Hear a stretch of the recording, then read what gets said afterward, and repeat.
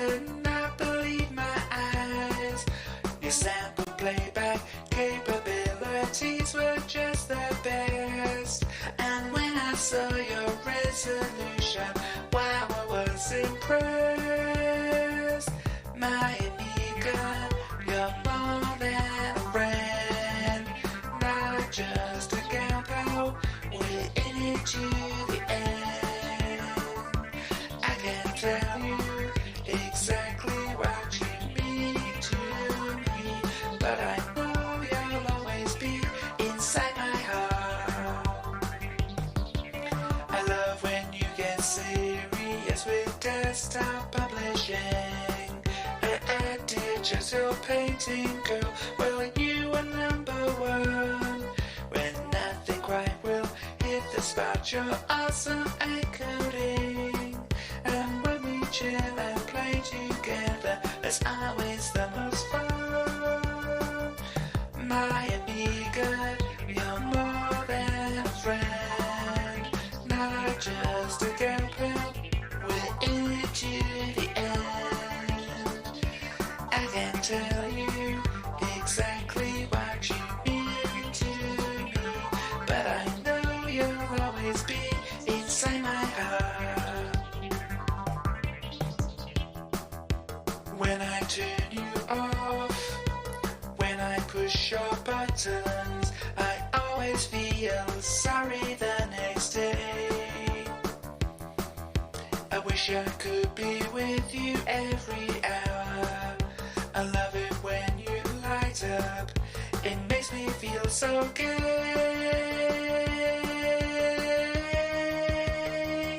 My Amiga, you're more than a friend, not just a gal pal. We're in it to the end. I can tell you exactly what you mean to me, but I know you'll always be inside my heart. My Amiga, you're more than a friend, not just a gal pal. We're in it to the end. I can tell you exactly what you mean to me, but I know you'll always be inside my heart. Inside my heart. Inside my heart. Inside my heart. Inside my heart. Inside my heart. Inside my heart. Inside my heart. Inside my heart. Hello, hello, I am here, don't worry. Hi, this is me. I am here. And hello to Starly in the chat, hello to West as well. Yes, there's only Starly appearing on the on-screen chat because I forgot to turn it on when West posted. So, hello to both of you, and hello to anybody else who happens to be watching as well. Or will watch, or time travel, I don't know. But hello, this is me today. I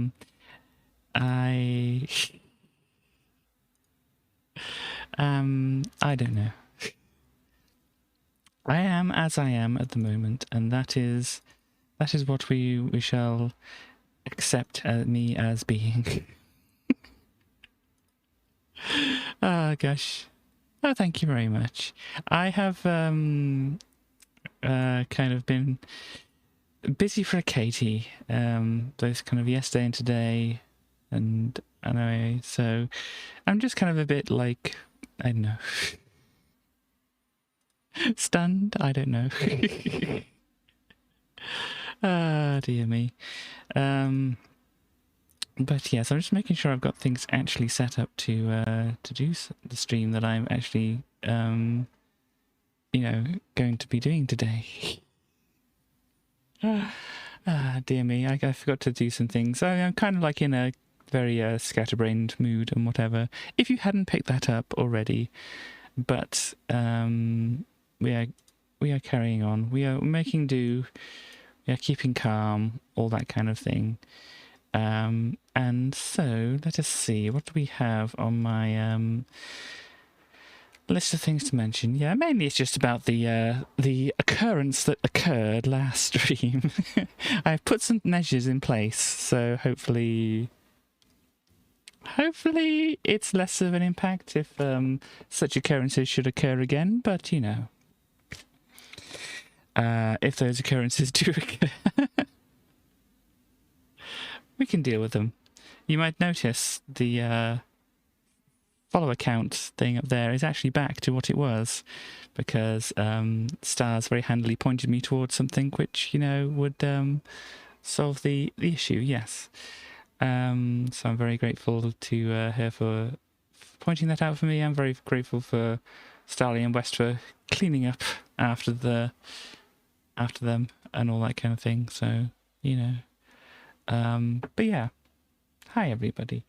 So if you types anything in chat and then it gets kind of like smashed down, then it might be my extra measures being a bit extra, but you know, hopefully it doesn't happen, and apologies if it does to any actual nice human people. But let us move over, and then we can see. Oh no, it's not going to actually show up, is it? 'Cause, you know, for some reason Edge, yes indeed. For some reason Edge is fond of just not wanting to be seen. Which is fair enough. I mean, sometimes I just don't want to be seen myself. But we have this issue of Amiga Format to look at today. We have June of 1993, and how many issues is it till bankruptcy? Let's see. You have if it was the next issue, that would be like one issue, wouldn't it? To that issue, because it wouldn't be 0, because that wouldn't make sense. That would be this issue. 0 issues, that would mean it was this issue, wouldn't it?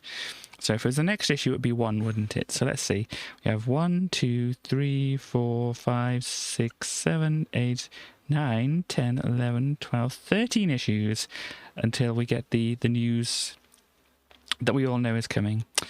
But let us have a look at June of 1993.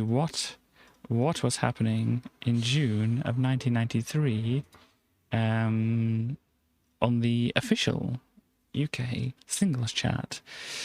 Well, we have, let me see, this is, yeah, going from the 6th to the 12th, because we started off, or we finished off going up to the 5th, because, you know, there's some overlap.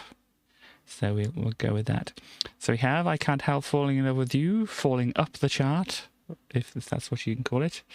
We have other things happening around here. Yeah, Three Little Pigs, Green Jelly, still at number 5 here, which is surprising they managed to hold that top spot.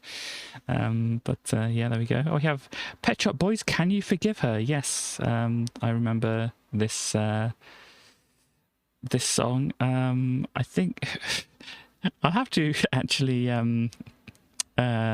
maybe watch the music video after this, but I can remember the music video having lots of things rotating. It might have featured CG as well, I don't know, but that's what's in my mind when I see or think of that song. It's the things rotating and maybe CG, but I'll have to have a look and see if I was right. We have Snap featuring Nikki Harris here with Do You See the Light, looking for something. We have Chakademus and Pliers, Tease Me. Oh gosh, would that be the song I actually know from them? It might be. But yeah, Chakademus and Pliers. Therapy with Face the Strange EP. So yeah, I mean, obviously there must have been something on this EP which was, you know, actually the leading song or whatever from there. I don't know. But let's have a look. What else do we have coming in new? The Time Frequency with The Power Zone. We have Sister Sledge with Thinking of You, 1993. So a new one coming here. Or Manic Street Preachers From Despair to Where. Cliff Richard, Human Work of Art. Don't know if I know that one. Don't know if I want to know that one. Moni Love, In a Word or To the Power. Okay. Mother with All Funked Up. Or no, All Funk. No. Which way around does this go? Oh, yeah. Mother with All. There we go. Anyhow, we have David Bowie featuring Al B. Shaw with Black Tie, White Noise. I don't know if anybody in the chat is aware of that song.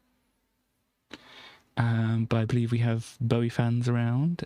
Danny L with Secret Love. Dinosaur Jr. with Out There. Neve Kavanagh, In Your Eyes. Wasn't that already in the chart, or was that a different song? I just remember that same one. Never mind. Mary J. Blige, You Remind Me. Lisa B with Glam. PM Dawn featuring Boy George, More Than Likely. Luke Goss and the Band of Thieves, so one half of Bros and whoever the Band of Thieves are, sweeter than the Midnight Rain. There. What? Blaggers ITA with Stress. Okay. I wonder if that ITA is short for anything that they don't actually want to print out here. There's a possibility. Let's see, we have Blind Melon with Tons of Home. There was, what's the song by them which I possibly would identify? I know there's a name. Was it something about rain, isn't it? I can't remember what it is. That's the song I normally see associated with them, and I might know what it sounds like, but I can't think of it.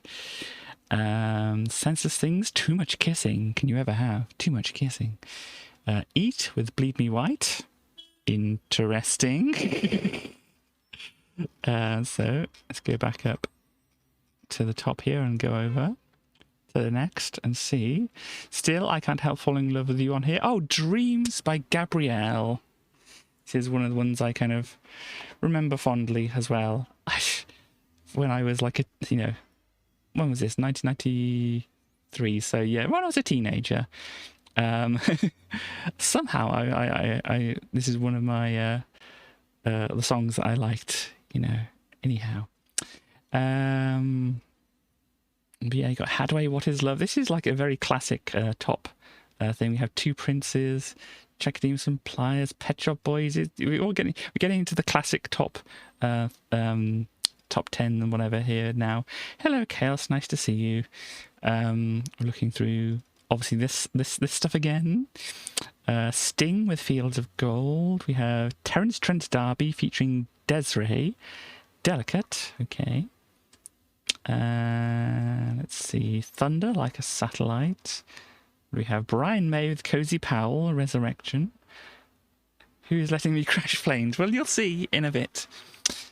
Kingmaker with Queen Jane. Nana Cherry with Buddy X. Don't know that song, I don't think. Oh, Bjork with Human Behaviour. I have heard that song before, I know. Manchester United on here. Ugly Kid Joe with Busy Bee. Trying to follow up I Hate Everything About You and maybe The Cat's in the Cradle, but this new in at 39, you can see how well it's going for them. Blackstreet featuring Teddy Riley, Baby Be Mine. I know No Diggity by them. The with Love Is Stronger Than Death. Don't think that's quite right, but still. Naughty by Nature, It's On. Indeed. Dogs D'Amour, All or Nothing. The Hot House Flowers isn't amazing. This person with that, I don't think we're going to focus on him. Oh, 4 Non-Blondes with What's Up. Coming in at 59 here, which is surprising, really. I say, hey, what's going on with it coming in at number 59 here? Oh, Soul Asylum, Runaway Train as well. That's another classic that people might be aware of. Yep. Terrorvision, American TV. Gosh, I know Terrorvision. They did, was it... well, the one song that's popped into my head straight away was Pretend Best Friend. The other one was Tequila, which got kind of like a dance remix, which people probably know that one a bit better than the original. And a bunch of other ones. Terrorvision did a few good or memorable, at least, songs around this time or later. Fluke electric guitar. Indeed. Gary Clark, Make a Family. Okay. God, the kind of name of the song kind of rings a bell here. But, yeah, anyhow, everything but the girl. I didn't know I was looking for you. As I said, I know the missing from them, but don't know that one. So let's move on. Oh, Dreams by Gabrielle popping up the top. Of course it is, because it's a good song. Let's see what else we have. Rod Stewart, Have I Told You Lately? No. Oh, M People, One Night in Heaven. Another one I remember fondly there. Oh, Gloria Gaynor with I Will Survive, 1993. Interesting. I don't know what prompted that, but we have Gloria Gaynor on the chart here. We have East 17 with West End Girls. Really? Is that the one that Pet Shop Boys... I don't know if Pet Shop Boys were the originators of that song, but they definitely had a version of it themselves. But East 17 doing it with I Will Survive. Maybe. Gosh, I will avoid that. There's, well, Queen Latifah here as well. I think it's okay to mention her with some other person we won't mention. Let's see what else we have here. Teenage Fan Club Radio. Rings a bell, the name does at least. Joey Lawrence, Nothing My Love Can't Fix. That name as well rings a bell, but I can't think of what that might be. SWV Week. I can remember that. I know there's a song Week by was it Skunk Anansie? That's a good song. But I'm not quite sure of this one here. Billy Idol, Shock to the System. I don't know if there's any Billy Idol fans in the crowd here. Out there in the crowd, all of you.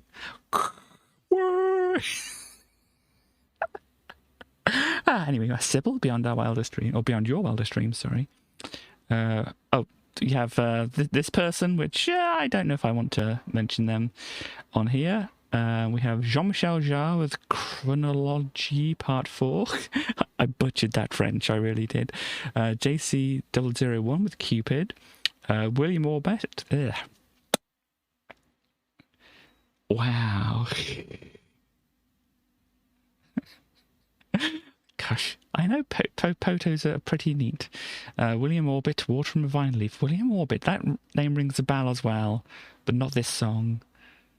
Unitone Rockers featuring Steel, Children of the Revolution. Okay. I know a song which at least has a chorus, Children of the Revolution. I don't know if that's what it is. Was that T-Rex? I can't remember. Somebody's probably going to tell me off. Tim Finn with Persuasion. Brad? Just Brad. You know, just Brad. You know Brad. 20th Century. 808 State, 10 by 10. Katie Lang, Miss Chatelaine. Shinehead, let him in. Okay. Okie doke, so that's the bottom of the chart here. Where are we in... Yes, I do appreciate being a pawn here. So let's go on to the next one here. Yeah. Let's have a look. I'm trying to figure out a pun with porn, but all I can think of is this isn't OnlyFans, you know. Anyhow, but they don't have porn anyway, so you know. They banned it, but then they didn't, so I don't know what's going on. Anyhow, bishop. I don't know if I want to be a bishop. Can I be... Are there lady bishops? Jade, I Want to Love You. Evolution, Everybody Dance. Is that the one I'm thinking of? Everybody Dance Now. Ba, ba, ba, ba, ba. Is that the one? I don't know. We could listen, but I don't feel like turning things off. I mean, it's not much to do. Oh, here we go. Chaos. We have New Order. Ruined in a Day. Could be more field bishop now. I still don't know if I want to be, you know. Indeed.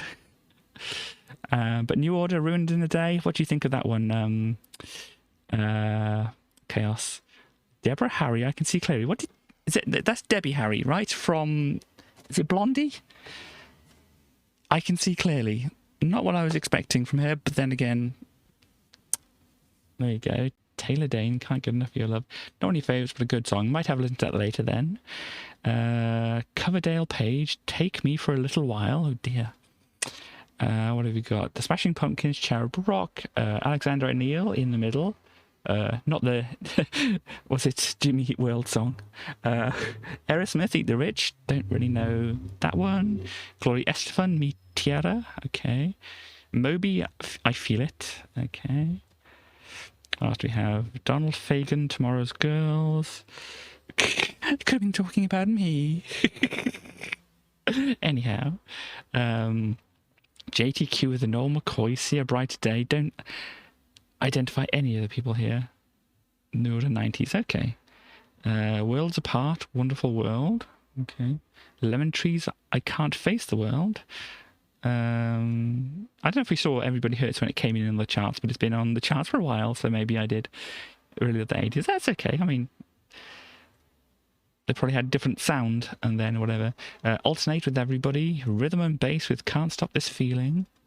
What else do we have? Robert Plant with I Believe That's like half or part. Half the people I know from Led Zeppelin. So anyway, Midnight Oil with My Country. Dodgy, I Need Another. Still not any songs I know from them. Oh, Ça Plaint Pour Moi, Lila Kay. I know the President of the United States of America did a version of Ça Plaint Pour Moi, but I obviously don't know this version. And apologies if that's the original version, though I'm not quite sure it is. I think the original version is older than this. But here we go. Jill Francis, Make Love to Me. Oh dear. Freaky Realistic, Leonard Nimoy. We just have a song called Leonard Nimoy. But then again, there is a cake song called Frank Sinatra, so fair enough. We've got EFUA. I don't know if you have to pronounce that or just say it like this, but with Somewhere. D. Fredericks with Dirty Money, and Gail and Gillian with Mad If You Don't. Okay, well I think that's it for the charts here. We're going to July here. So, are we ready? What was happening in the world around this time? June. June of 1993. Well, let's see. 1993 in the world. Oh dear, what a shame. We have some protests, we have elections, we have people dying, we have revolutionaries, from what I'm skimming this, so I might be wrong here. We have other stuff. We have Jurassic Park. Look, Jurassic Park is released. That's not the worst thing that's happening around here. We have some other stuff. Oh, Andrew Wiles, here we go. Andrew Wiles won worldwide fame after presenting his proof of Fermat's last theorem, a problem that's been unsolved for more than 3 centuries. If you don't know what Fermat's last theorem is, it was a thing which was noted down. Oh, we have some Tracys. Hello, Tracy. I don't know if there's any reason why there's a Tracy there, but hello, Tracy. We have, I don't know if we'll be able to see on, oh gosh, hang on, can we just reset here? By the way, that book that popped up, I had that book, probably have that book somewhere, but I'm not quite sure exactly where it is at the moment. But yeah, this is where I kind of like read a lot about this, and where I found out about Sophie Germain was from this book here, because there are such things called Sophie Germain primes, and Sophie, if we actually look through here, let me see. Was I talking about a film? Sophie's Jurassic Park, was that? Oh, right, sorry. Here we go. So the song I wrote called Sophie Germain was about this person called Sophie Germain, or Sophie Germain, whatever the actual proper pronunciation is, who is apparently Maria Sophie Germain. I can't read IPA very easily. Sophie, plus probably Germain. Or something like that. I don't know. I don't know IPA. But here we go. So you can kind of see here. Do we have the actual story of her kind of correspondence here? So sent stuff. Where is the information that I know that should be in here? Monsieur Leblanc. There we go. The pseudonym of Monsieur Leblanc. She wrote to Lagrange, Legendre, and Gauss. Lagrange, looking like this. Legendre. Oh gosh, my word, looking like that. And Gauss, looking like that. Three well-known people in mathematics. We all have. She used the name of a former student, Monsieur Antoine Auguste Leblanc, fearing, as she later explained to Gauss, the ridicule attached to a female scientist. When Lagrange saw the intelligence of Monsieur Leblanc, he requested a meeting, and thus Sophie was forced to disclose her true identity. Fortunately, Lagrange did not mind that Germain was a woman and became her mentor. So there we go. Lagrange being good there, and also corresponding with Gauss here, as we say, Carl Friedrich Gauss. We have, she wrote, and again, once again, the pseudonym of Monsieur Leblanc, to the author who was 1 year younger than she was. There we go. And presented some of the Germain's work on Fermat's last theorem. There we go. Prove the theorem for n equals p minus 1 where p is a prime number in the form of this, which is like a Sophie Germain prime, I think is what that gets called later on. But then, however, her proof contained a weak assumption. Gauss's reply did not comment on Germain's proof. Okay.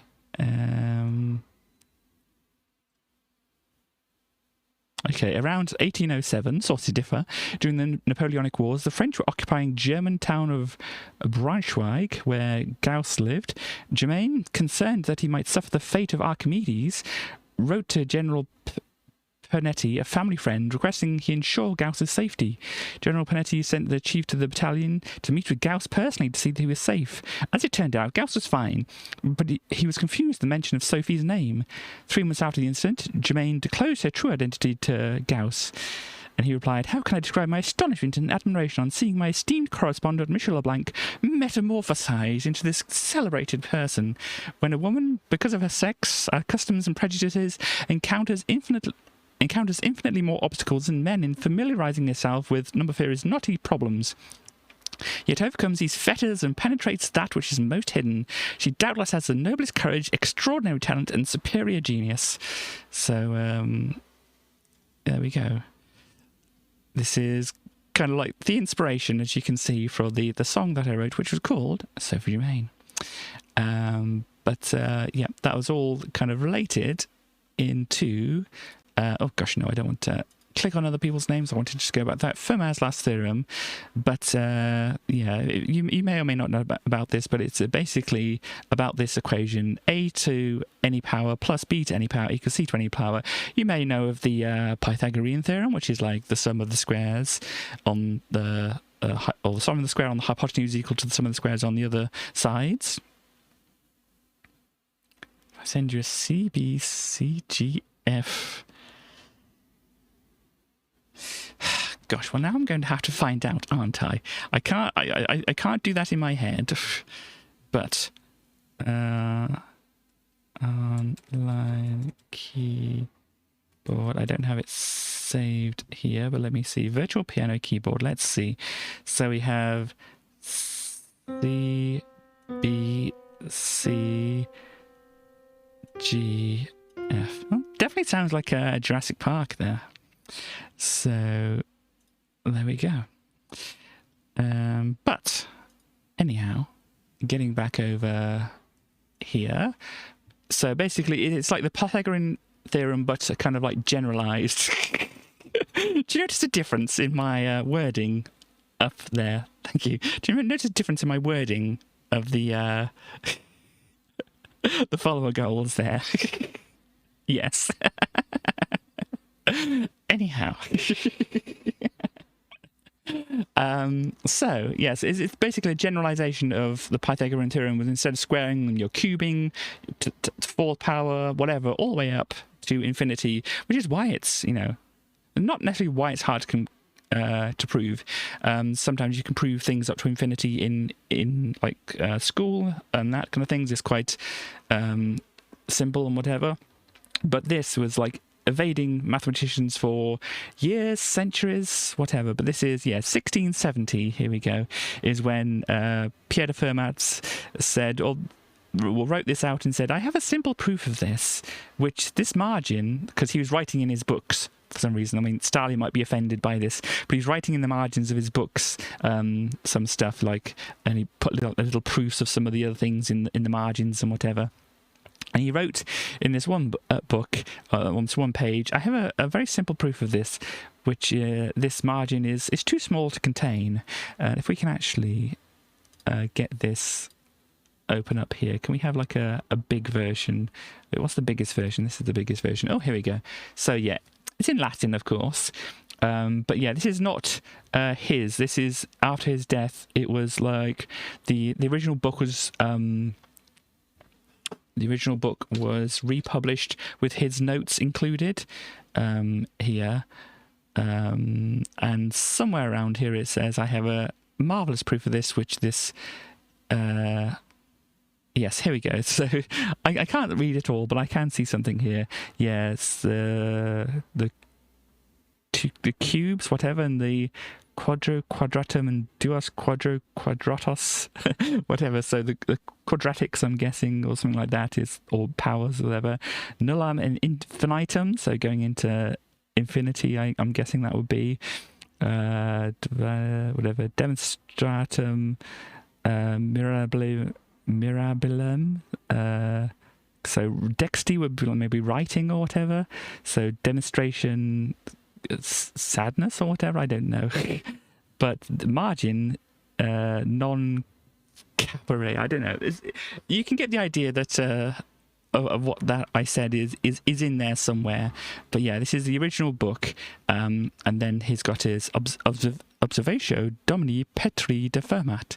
So yes, Pierre de Fermat. This is his observation of this, which he wrote in the margin, and yeah, it's kind of like hypothesized that he didn't actually find a solution to this, and he obviously didn't publish this in his lifetime. It was published after his death by his relatives or whatever, and people are trying to figure out what his proof would have been, but it's probably he got it wrong, and then so obviously since he didn't publish this book himself, he was like, I just won't say that I did anything. But unfortunately, he wrote it down in this margin of the book, and everybody thought he had. But yes, so it was Andrew Wiles, this guy here, in 1993. We were saying 1993 there, wasn't it? But the actual first successful proof was released in 1994, because he kind of got some things wrong as well. But it was a very complicated proof, including, was it elliptical forms? No, modular forms and elliptical something else. I can't remember exactly. But yeah, it's something that Fermat would not have known about it at all. But was it elliptic curves? That's the one. Elliptic curves, modular forms. Don't worry if you don't understand any about this. Okay, the cubum dos cubos. It's impossible to separate a cube into two cubes, or a fourth power into two fourth powers, or generally any power higher than the second into two like powers. I have discovered a truly marvellous proof of this, which this margin is too narrow to contain. So yeah, here we go. His son, Clement Samuel Fermat, after his death, produced a new edition with his father's comments. So yes. And a lot of people got involved in trying to prove it, and it was just like it's just way too much. And these are the people who kind of connection with elliptic curve, the Taniyama Shimura thing here. If you do want to read into this, just content warning on Taniyama Shimura there if you do want to read into it. We have Ribe's theorem for Frey curves and whatever, or ribbit. I think he's called ribbit, even though it comes from French. I think I've obviously looked into this a bit. I think he calls himself Ribbit, Ken Ribbit here. But anyway, so yeah, these people laid down the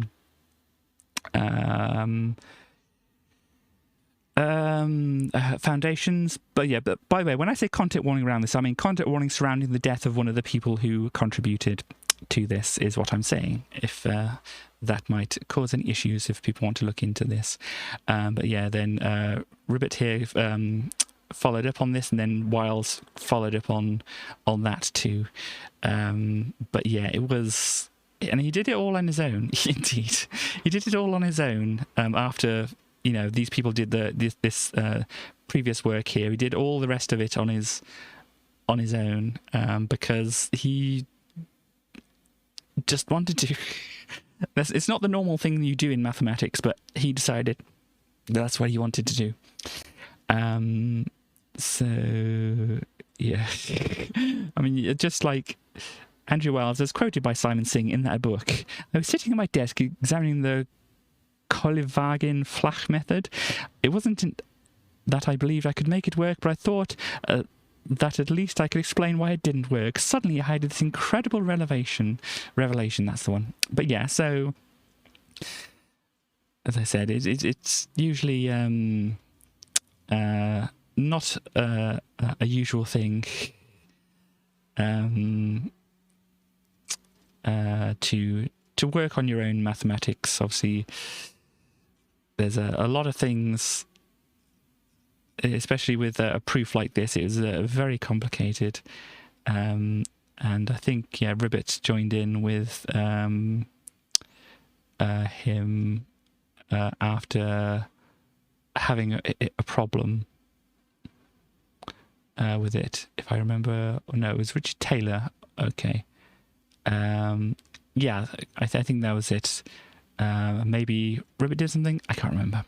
Anyhow, but yeah, I tried to have a look at the proof, because I did go to university to study mathematics. Note, I didn't say I got a degree. I did not get a degree.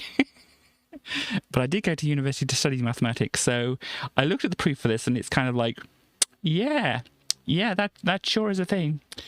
I think even like postgraduates would have a struggle with trying to work through this. So yeah, it's definitely a thing that's difficult. But yeah, so we've actually got something interesting that I can talk about here. I don't know if I don't know if I do or not want to. I've seen some words mentioned there. I don't know if I do or don't want to read about that. But anyway, yep, there's a bunch of other stuff happening here. Let's have a look at, do we have births down here? Who was born in June? Let's see. We have, do I know? Do I know?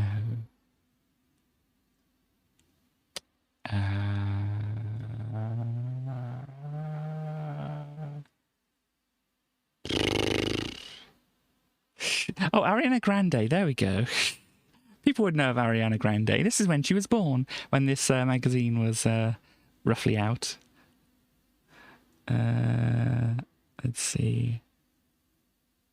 Yeah, there's other people I'm not too familiar with. Who have they kind of put little things? We have whoever that is. Then we have Ariana Grande. I do know who that is. Whoever that is, and whoever that is. So yeah, this is who was born around here. But obviously, I think most people can like who would know who Ariana Grande is, and so that kind of gives you an idea of like the age of the magazine and things like that. So, but in the UK, we go to June of here. You can see The Observer is acquired by the Guardian Media Group. Landslide. There. High-speed train makes a first journey from France to England via the Channel Tunnel, which will open to the public next year. And yeah, we have Andrew Wiles in there, of course. Yeah.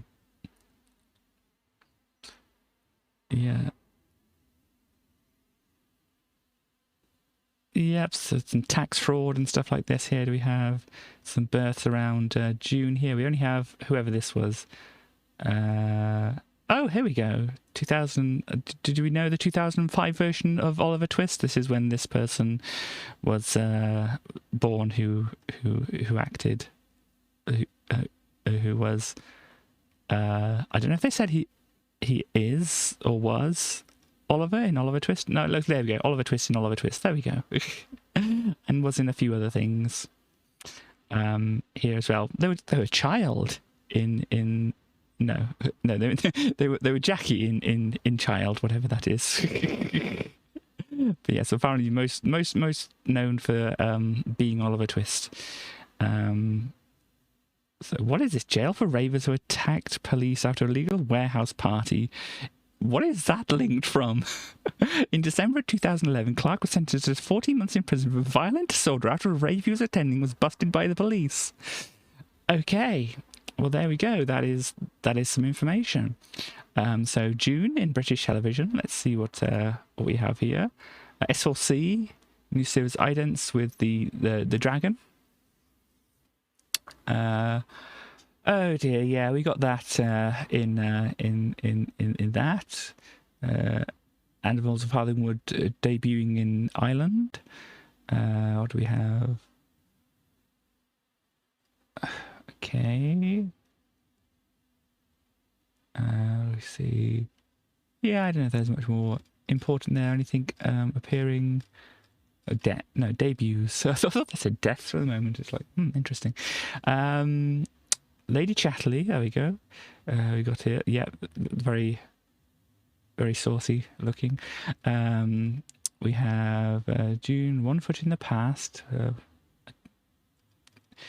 May have seen that, may have not have, I don't know. What else do we have? Telltale. Rubbish, King of the Jumble. Interesting. Children's animated. The Lexi Sale, okay. What do we have here? June Comics and The Legend of White Fang, Canadian animated series. So there we go. We have other things I'm not familiar with. Do we have a June appearing anywhere here? I don't think so. But yeah. Oh, we've got June. Yeah, Barney Clark again. So there we go.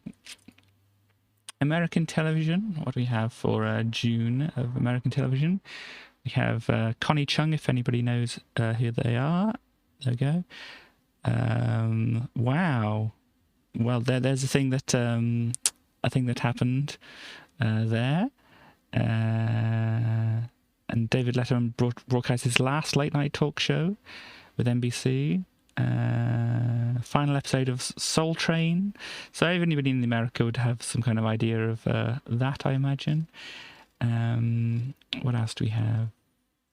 June, we have, what was this? Debuts of programs in June. Yeah, I don't know if I know any of those. Didn't an ending in June. We have Harry and the Hendersons. I am aware of that. And yeah, a bunch of other things. Made for movie TVs. Made for TV movies. There's nothing happening very much in the middle here of the year. I mean, I think they all kind of like come out like around Christmas and maybe around Easter, I guess, here looks like maybe. But yeah, a cool like that Christmas. Don't think I'm quite getting the whatever the grammar there, but there we go. What is this? Births in American television. Here we go. These people. Well, somebody from the Powerpuff Girls. Amanda Layton. Blossom. There we go. Blossom from the Powerpuff Girls. Voice actress or actor, depending on how they depend. Well, it says actress here, so I'm guessing that might be what they prefer. What have we got here? Yeah, don't think anybody else I can identify there. 1993 in video games. Let's try to find June around here. NBA Jam, Street Fighter 2, Turbo, being in the arcades there. We have Legend of Zelda: The Dreaming Island. I'm not familiar with that one. Is anybody familiar with The Legend of Zelda: The Dreaming Island? Oh, Link's Awakening. There we go. I know that one. But yeah, they had the remake recently. But yeah, they got it listed here as The Dreaming Island, probably because it was Japan. There we go, and that's what it was called there. Super Formation Soccer 2, Super Scope 6. Super Scope 6? There's 6 of them, but there's 6 included in there. Yeah. It's probably because it was 6 things included. Yeah, 6 games that require the Super Scope. I was wondering, it's like I'd never heard of Super Scope 1 to 5, but it's not that. Let's see, Super Suko Poo. Yeah, Super Scoper is what we have there. What else do we have? Starwing, or Star Fox, as it is more frequently known here. What else do we have? June around here. Oh yeah, Star Fox is already. Is this on the charts? On the top of the charts? Yeah, but anyway, Kirby's Adventure coming in here. We have Batman Returns. Oh gosh, Batman Returns. What else do we have? Tiny Toon Adventures 2, Trouble in Wacky Land. June. No, still looking for June here. Oh, here, June. Here we go. We have. Yeah, Link's Awakening and Maniac Mansion 2, Day of the Tentacle. I think people know of Day of the Tentacle, especially the little purple friend here. Haven't played it myself, but I have seen this little purple friend around a bit. Oh, Syndicate, Electronic Arts, yes. That's neat. I think that's actually a demo of Syndicate coming up. Not this month. You want to play it at some point? Yeah, it seems neat. There we go. Oh, we're looking into the next month, but this is coming up on Super Mario All-Stars here. But yeah, there we go. That's all the references and stuff like that. And in science, it's probably going to have Andrew Wiles popping up here. Yeah, June, Andrew Wiles. June, release of Jurassic Park, making pioneering use of computer-generated imagery. Look at this. Look at this picture they're using for computer-generated imagery. To produce moving images of prehistoric creatures, indeed. And Adobe publishes the first version of PDF format, together with 1.0 of its PDF product line, Adobe Acrobat. So yeah, PDFs were released at the roughly about the same time as this magazine we're going to be looking at. We don't have this here, but 14-year-old fossil hunter Wes Linster finds the first Bambi raptor. Skeleton in Montana. There we go. Nothing for June here. Yeah, I think we're good. We're good there. So here we go. What is Amiga Format promising for us this month? They have, oh gosh, an exclusive. Commodore's boss speaks to Amiga Format. So that's going to be interesting. The best Amiga ever, 4000/030, because it has a 68030 CPU. It's a clumsy name, really, but there we go. Gosh, greater expandability, Zorro 3 slots. Wow. We're giving one away. Neat. Discover the world of Commodore. What's the best Italian paint package? Is that going to be D-Paint? Because I know the person who created it or did a lot of programming on it or whatever was it Dan De Silva? So it might be that. Which country has the most Amiga users? We'll find out. Where are new Amigas developed? Find that out as well. Our 7-page international guide reveals all. And floppy drives. You shouldn't be without one, but which one? Gosh. Anyhow, and this is why we're going to be crashing game. Remember all the sexy lady ads? Remember that? Well, we're going to be playing the sexy lady ad game, which isn't nearly as sexy. And this, I said there was going to be a movie tie-in. I thought this was the title of a movie, but it's not. I don't know what movie I'm thinking of. Maybe it's like the Expendables crossed over with Last Action Hero is what I'm thinking in my mind. So Disposable Hero made sense there somehow, but for some reason that was in my head as like being an actual movie, but I don't think it's a movie, or at least in my looking at things, I don't think it is a movie that anybody actually knows or I actually knew beforehand. So, but yeah, it seemed. What am I thinking of? Disposable hero. Let me just do a quick look for something.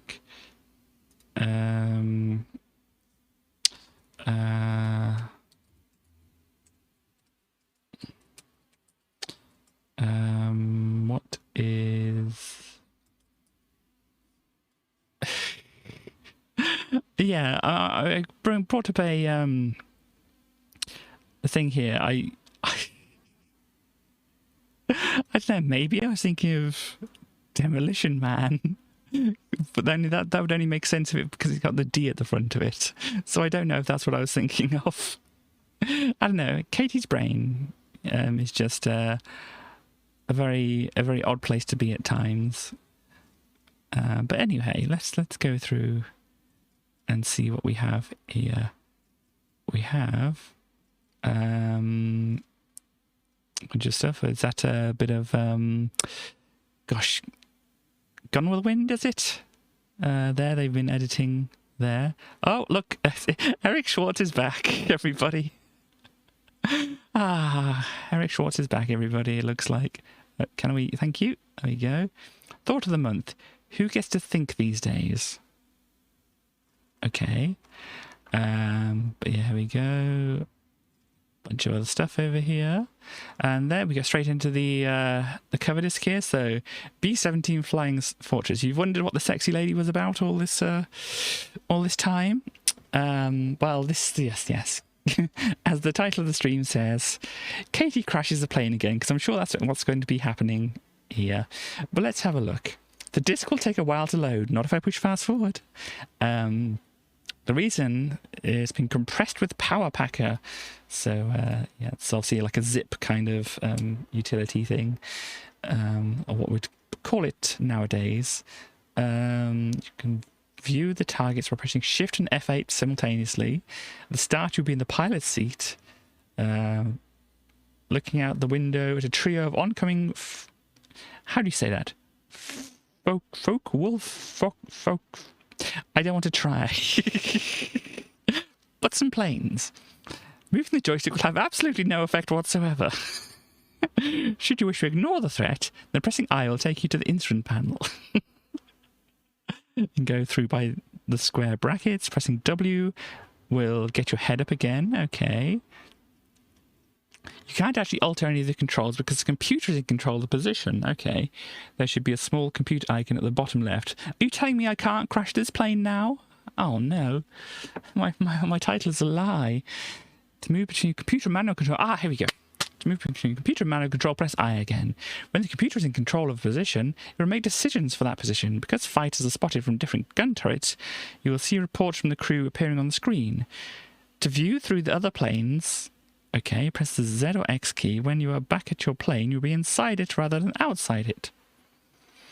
Okay, then it's time for some combat. Press F1 to go to the chin turret, or F5 for the top turret. The fighters always start from the same place.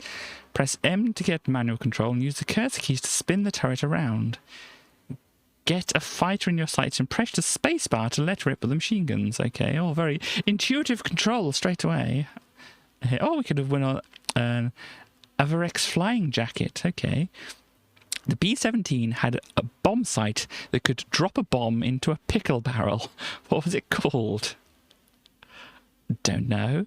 Name two kinds of long-range fighter planes that escorted the B-17 on bombing raids.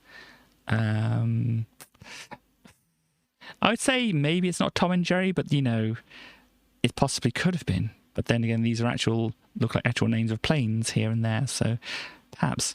What sort of armour did B-17 crewmen wear to protect them from enemy ground fire? Easter bonnets.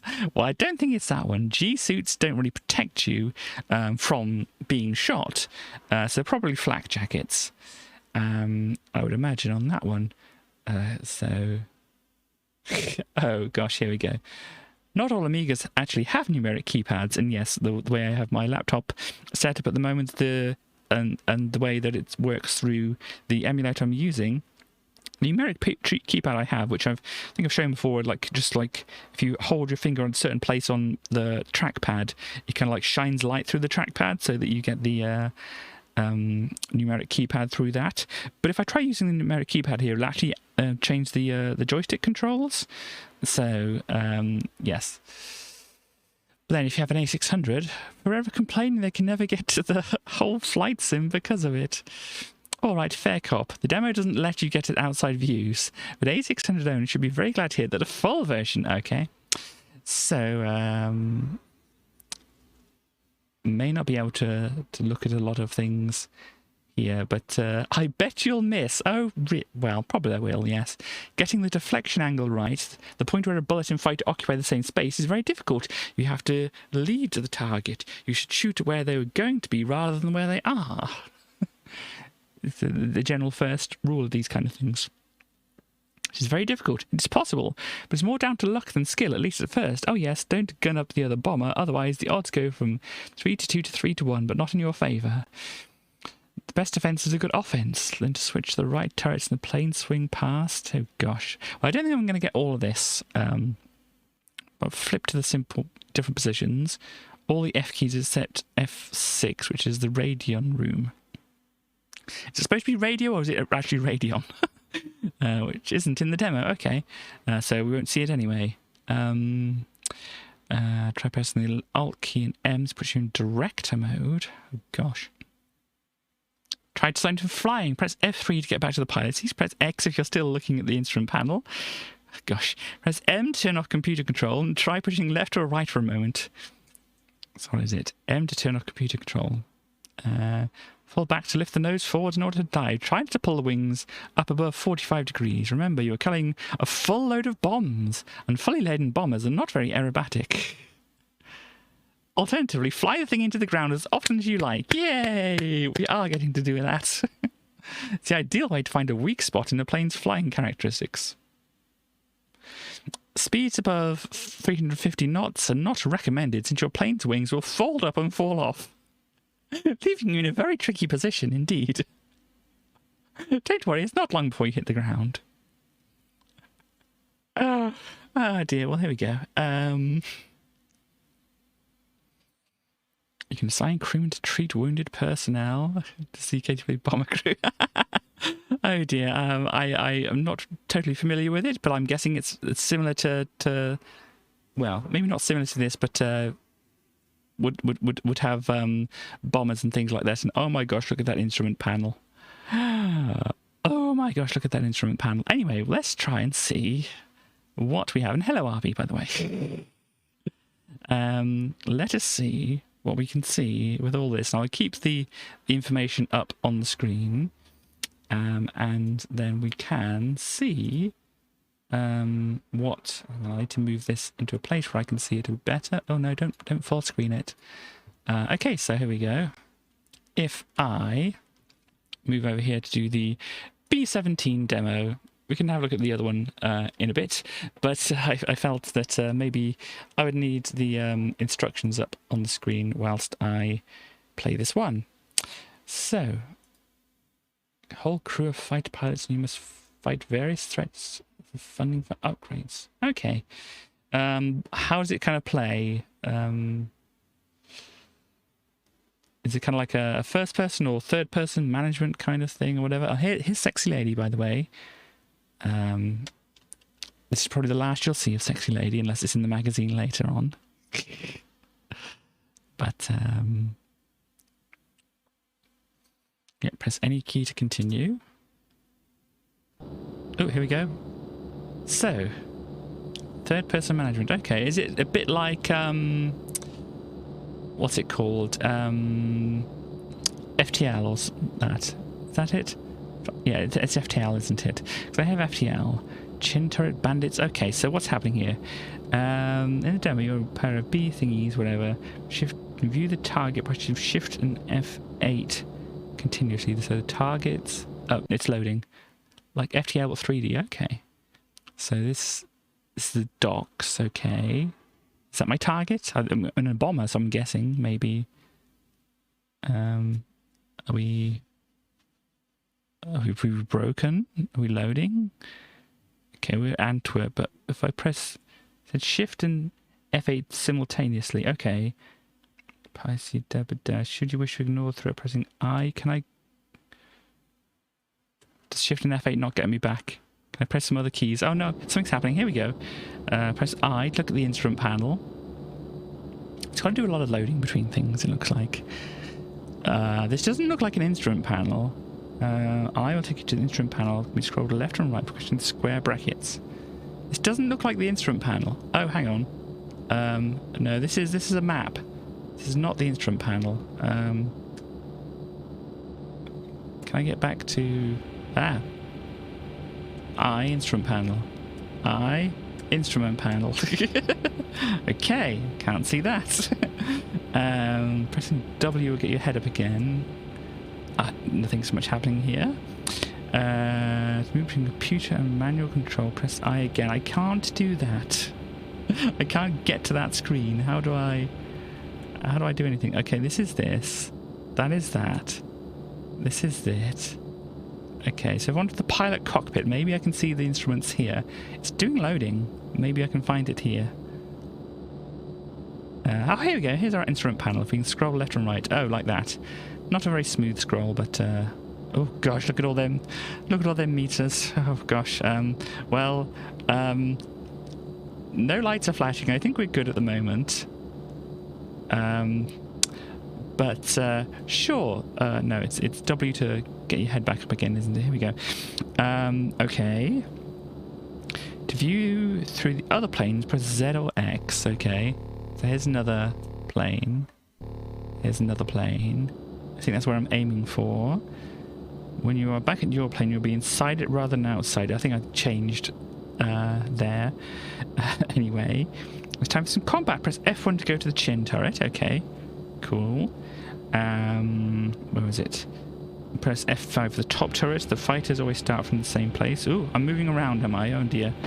Oh, well, I guess somebody's doing something. I'm not doing this, by the way. Press N to get manual control. Okay, cool. Now it's all in my control. Oh gosh, it's up for down and down for up, which makes sense in actual flying the plane, but in controlling a turret, it doesn't make as much sense to me. Gosh, here we go. Oh, there's a dot there. Shall I shoot at the dot?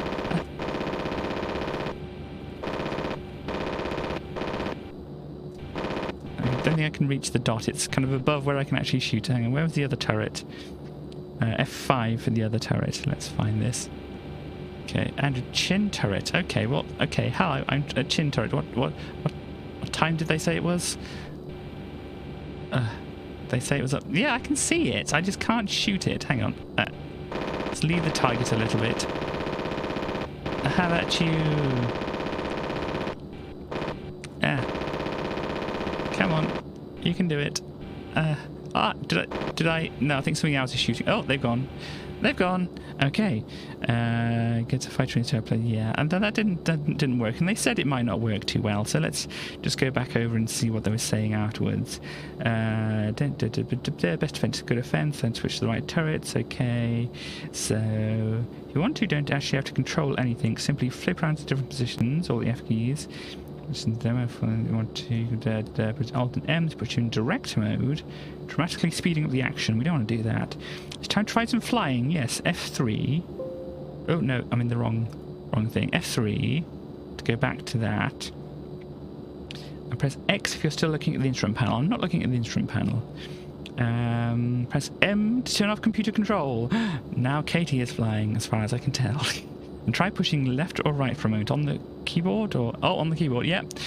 Katie is flying. Ooh, Katie's flying a huge bomber. Did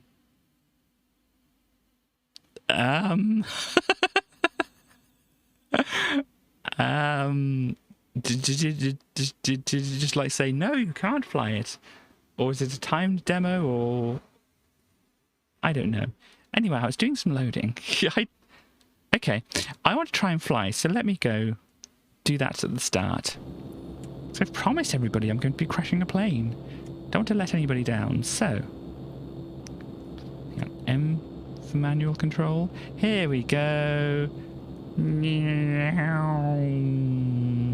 can pull up. Ooh, and pull down. There we go. So, trying to pull the wings too high up. Maybe we're going full load of bombs. Yep. Be to build that. Don't want to lose our wings. Do I have any other controls here? Don't worry, if you want to quit, do that. Game. Okay. Well, I promised I would crash this plane, so let's go ahead and do that. Don't know if you can do very much more in the thing. Can I push space to drop some bombs or something like that? Jeffrey? Who's Jeffrey? I'm not Jeffrey. Look at our instrument panel. Where's the altimeter? There it is, over to the side there. Can I move? I can't move the hand around as far as I know, but our altitude is going down a bit. Our airspeed is speeding up. Okay. If it gets above 350, apparently we're going to lose our wings. So, oh, this is our external view. No, don't take control of it again. Hang on. You can't take control of the plane. No, don't go there. Not the instrument view. Dive. No, dive. Okay, M for manual. Dive. Rude of it. I want to crash the plane. It's actively fighting me, trying to crash the plane. We're going down. 400 feet, speed, 200, whatever. Yep, cool. What's that down there? Something exploded down there. And something else is going down. Are they shooting down the planes? That's good. So we're going to lose our wings if we don't crash into the ground first. Here we go. Boom! Yeah. So there's a lot of instructions for the demo in which you can't do a lot apart from shoot at the other planes, but it looks like the other planes that are on your side are doing very well at defending your plane. So, yeah, maybe in the full game there's a bit more to do. But we'll get onto the other one once we have a look at actually over here to see what else it offers. Yeah, get rid of that. Yeah, what does that mean? No correspondence will be entered into. Does that mean, like, if you send us any questions, we won't reply? Because I see that a lot on these kind of things, on these competitions, where it's like, send in your answers, and there's no correspondence will be entered into. I'm guessing that's just like, don't just ask us any questions, we won't answer you, probably. Or something like that. Anyhow, we have this, which I thought was a movie time, but it's not a movie time because I got the name of my movies mixed up in my head for whatever reason. But it's a shoot 'em up. Can't spell correspondence. Can they not? I probably can't spell it either. Oh, and hello, Erodian. Sorry, you looked. Your name looked very similar to Arby's, or your colour on my screen looked very similar to Arby's there, so I got confused. But yes, anyhow. So the weird blue thing is the shop. Just land at the dome and you'll be taken straight to it. Cool. And this is the shop. You can buy some things. Cool. It's guaranteed you will need better weaponry. Okay. Don't go heads against the enemy. The shield indicator, top right, up there, will go down very quickly to 0. Okay. So let's see. This is no run-of-the-mill shoot 'em up, you know. What do you mean? You don't know what that means? Where have you been? All right. Essentially, you press fire button to start, then use it to blast hordes of alien mutants into oblivion. Oblivion. What's the word? Oh yes. You can move your ship around with the joystick. Yeah.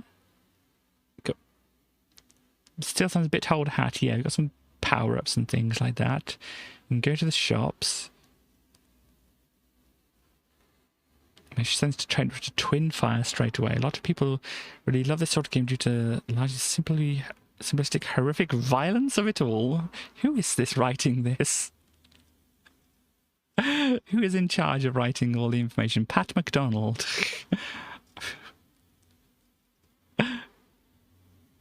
The simplistic, horrific violence. Okay. Other more refined arcade players tend to get bored of having to follow the same old routes to get the same save points. Okay. Okay.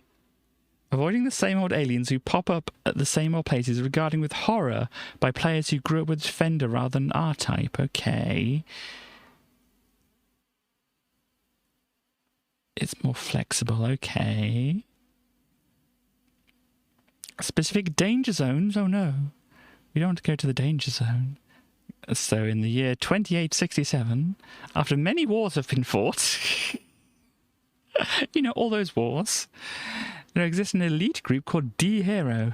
Their task is to locate and retrieve blueprints of weapon systems lost during the wars to re-equip their fleet of spaceships. Okay. The blueprints are scattered all over the planet, and D-Hero must risk life and limb in search of them. Only when all the plans have been found can D-Hero retire in peace. Or can he? Sounds like a sequel's being planned. Okay.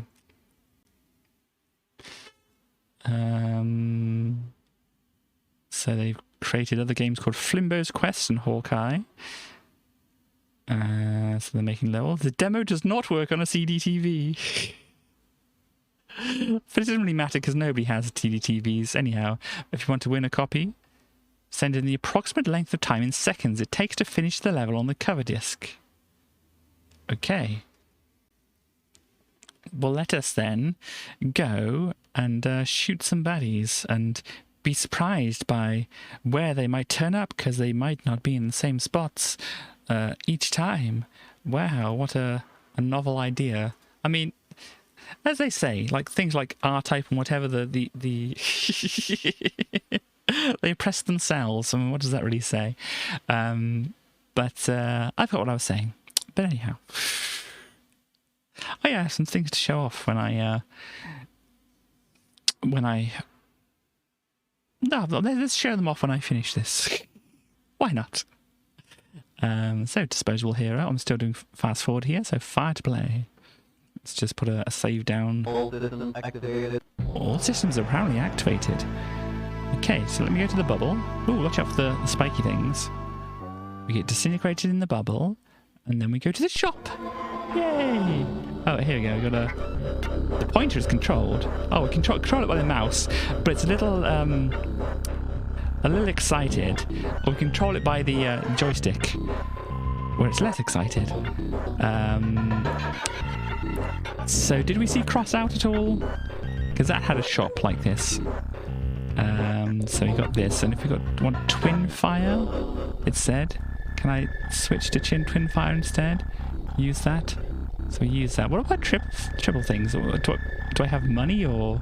Well, I can't select it. Maybe I just don't have it. Can I have these as well? Info. O-Tractor. Manufacturer Tricorp Industries. High power laser. 40 to 80 mega Qs or QS ship can be equipped with up to 2 laser pods. Whatever this means. But apparently I can't use it for whatever reason. I can't see that I have any... Let's go back to this. Use this. Okay, if I remove this... Can I then add this? I mean, I don't reckon I can. Well, I don't know. I don't know. But it looks like maybe we have some more stuff. Oh, we have no data because we haven't collected those blueprints yet. For some reason I can't use this, and I can't figure out why. Maybe it's like some of these lights light up.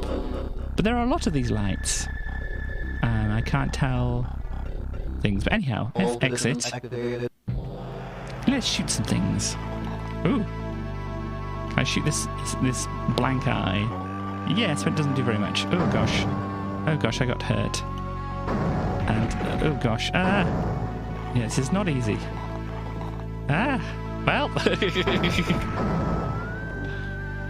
This is interesting enemy design, isn't it?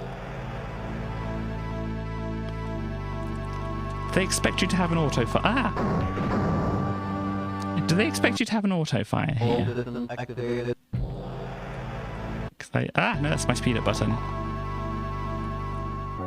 Because I don't have an auto fire configured.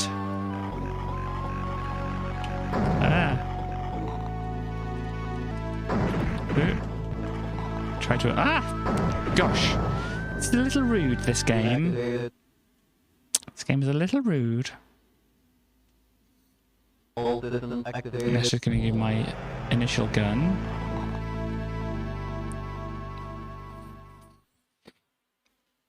I mean, has anybody seen these enemies popping up in different places? to what they usually would do. All systems activated.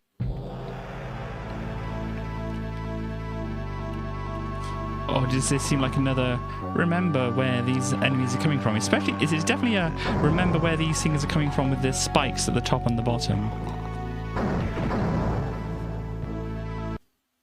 All systems activated.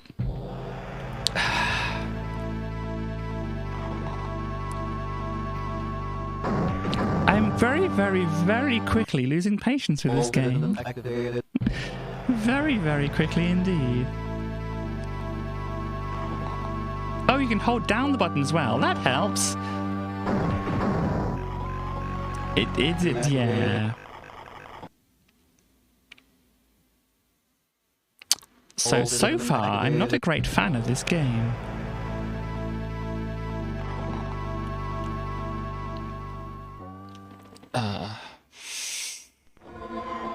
So switch back over to these.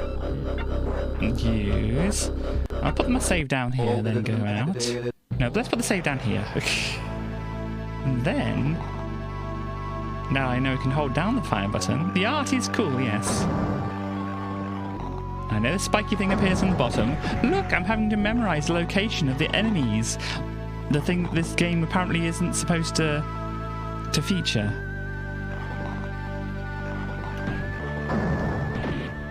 Okay, interesting.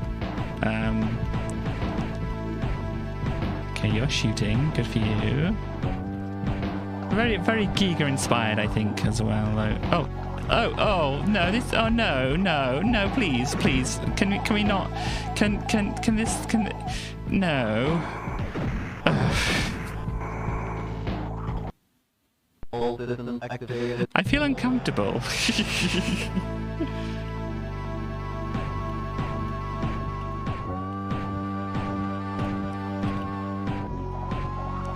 I have to shoot at their belly, and then they poop out eggs. It's very...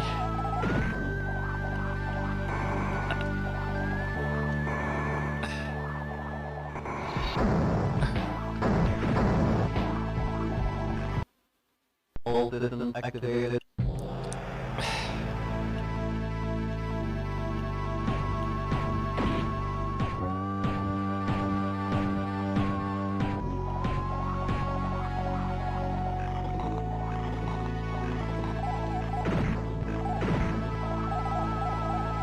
They even scream when you shoot them. At least that's what I'm imagining the noise is supposed to be. How delightful.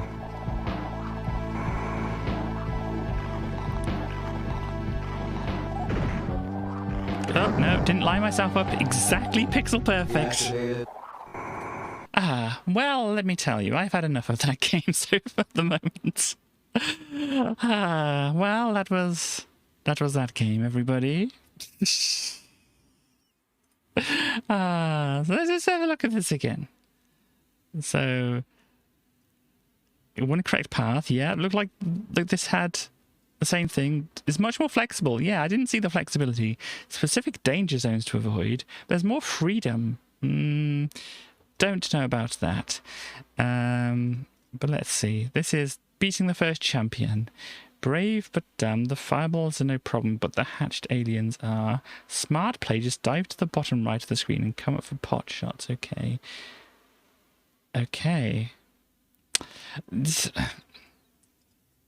Anyhow, moving on.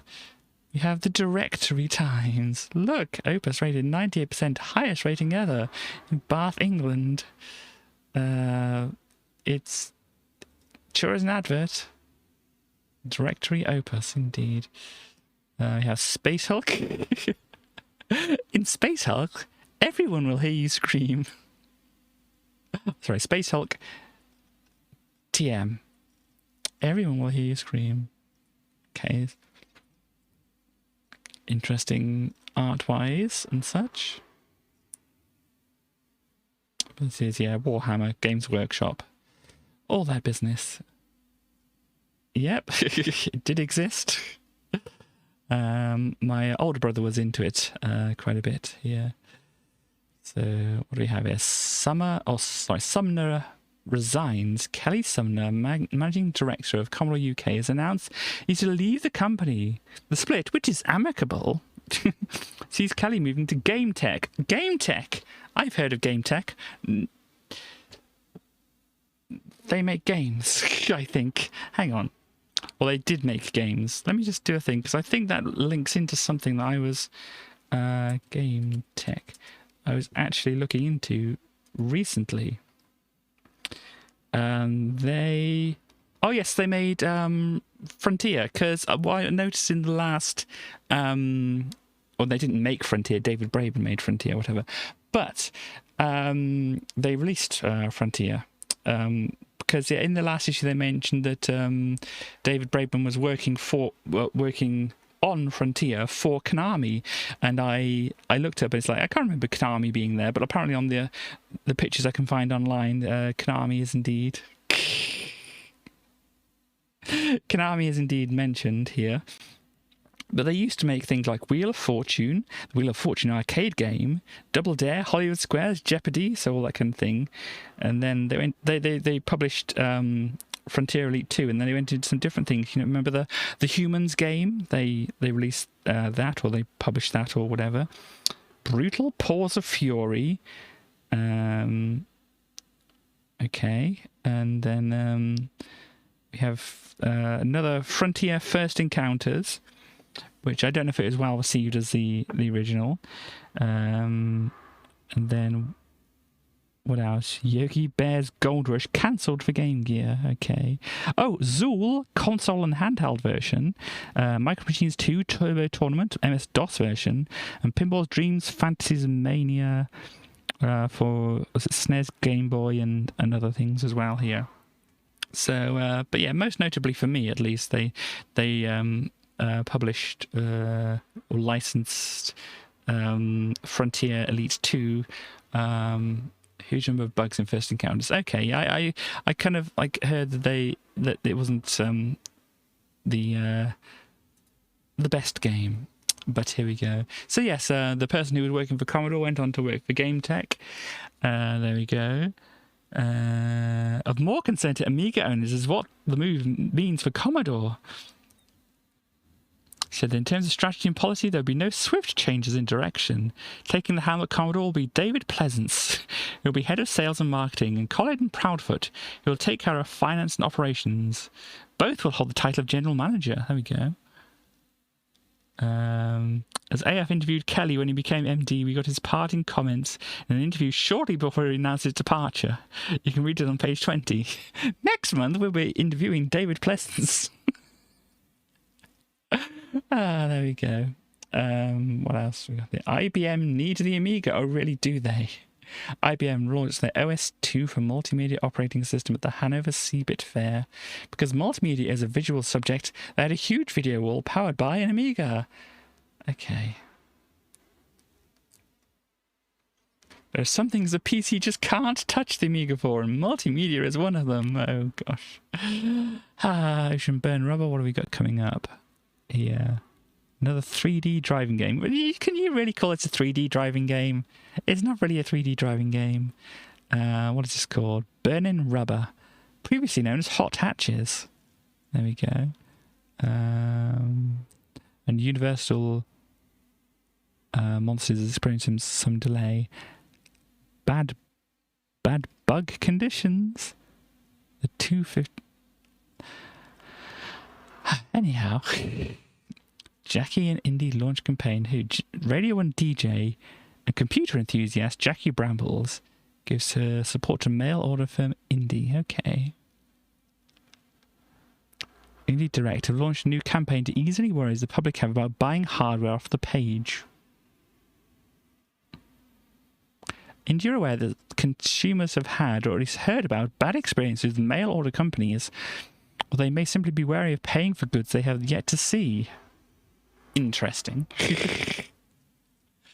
But there we go.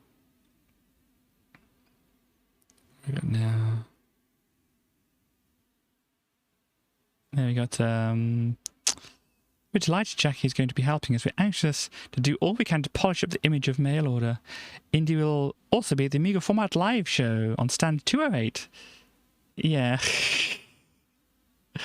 Where their main offering will be A1200 HD systems, all officially approved with Commodore UK, and carrying full on-site warranty with Wang UK, Commodore service agents, also supporting Indy with Panasonic UK, and Microbotics Inc. USA.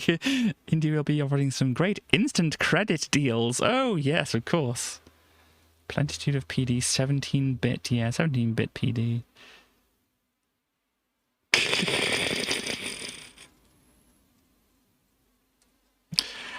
Anyway, is this the new Amiga? Amiga CDC, okay.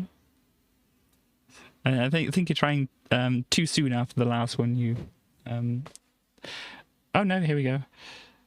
Hoping to get to the end of the game, but I think the game was resisting me. Ah, indeed. Secret new Amiga. Computer leisure industry. Newspaper CTW, yeah. Rumor and speculation. There's no doubt it was. They failed to deny whether it was true.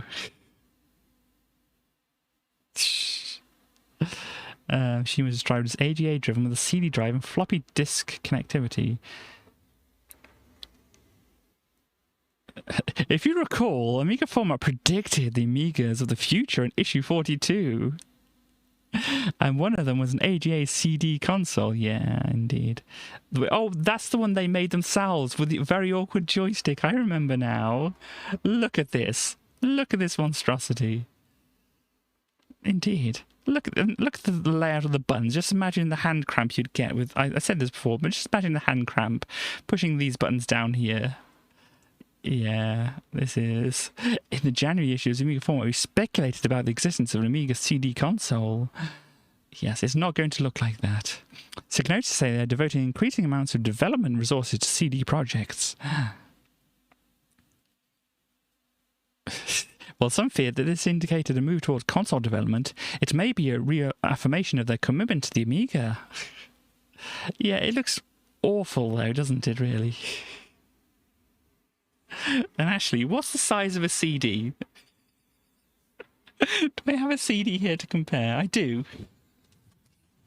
I have a Green Day, American Idiot CD here.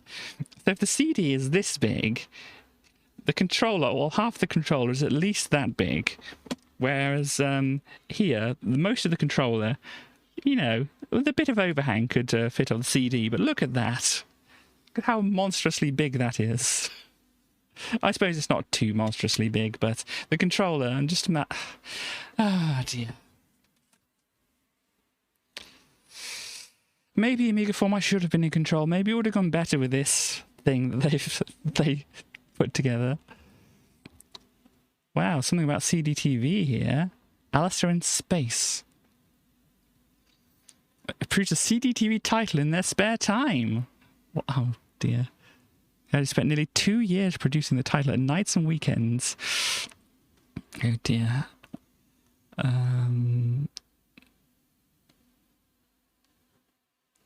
Let's see if there's anything else on here which looks interesting here. Amiga Monopoly. Oh, it's basically Monopoly on the Amiga. or not. Amiga Monopoly will improve massively on the original. Okay. It really likes that one, doesn't it? Oh, here we go. First class flight. So we've got the Harrier Jump Jet, the Gunship 2000, and the Flying Fortress one, which we were just looking at.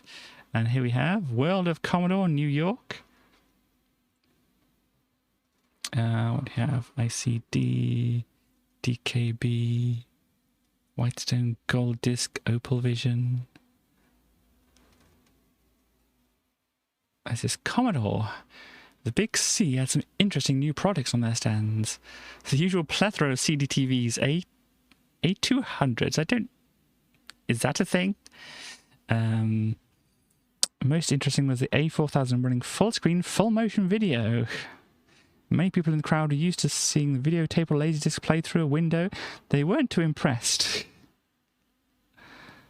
No video display card, using the monitor as a TV screen. Okay. But how much animation could they produce there? A400T's tower system offers even more power and expansion for those who always ask for more. Wow, a tower Amiga. Oh dear. So 25 frames per second. Is it read from the hard drive? Gosh. Image wasn't broadcast quality. Well, that's what the guy from Commodore said. It certainly looked good. It looked as good as the reception you would get at home.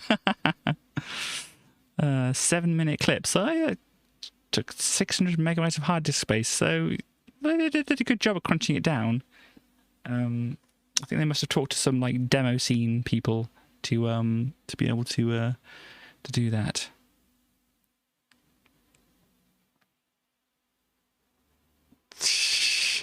The A4000T gives high-end multimedia users the opportunity to stuff more cards than anybody could possibly want to in an impressive but large tower system-style case. I don't even know what that quote was from. Obviously, it's got the date on there. I don't feel like going back and watching the entire stream to find out, though. That's the issue there. Okay, got Amiga software from Special Reserve, and then number 1 is Premiere Manager once again. Got Zool at number 5 again here. I don't think much has changed here from last time. But let's have a look and see if there's any kind of new additions. What's this over here? Nashka mouse, okay. That's kind of what has been there before. Is this Game Boy? Does it say Connix pack? Tetris game batteries. Or Connects, is that supposed to be connection? It's an awkward way to do it. Connix GB holster. Okay. That holster thing, which I don't know. Anyhow. There is that. And here is the ex-boss of Commodore, who left after giving an interview. Last Christmas was your first in charge at Commodore. Oh dear. Atari have now arrived in the 32-bit arena with the Falcon. Does anybody remember the Falcon? I can't remember the Falcon.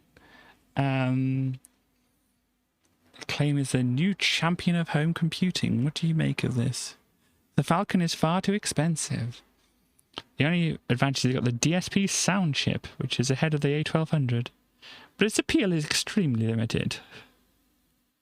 We've looked at putting a DSP chip in the A1200, but it's just not worth it.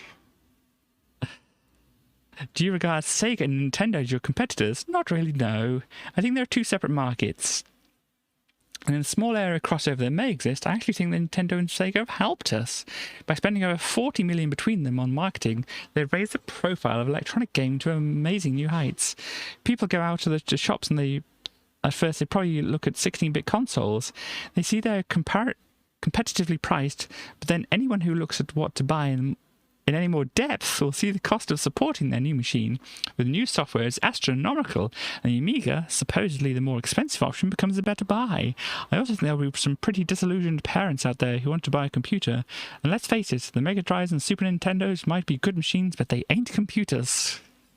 But no, the kids want to play games though.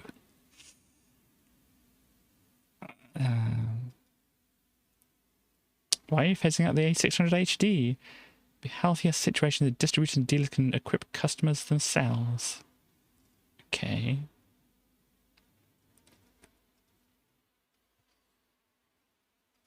Okay, what else of interest do they have to say here? They say anything about the CD-TV?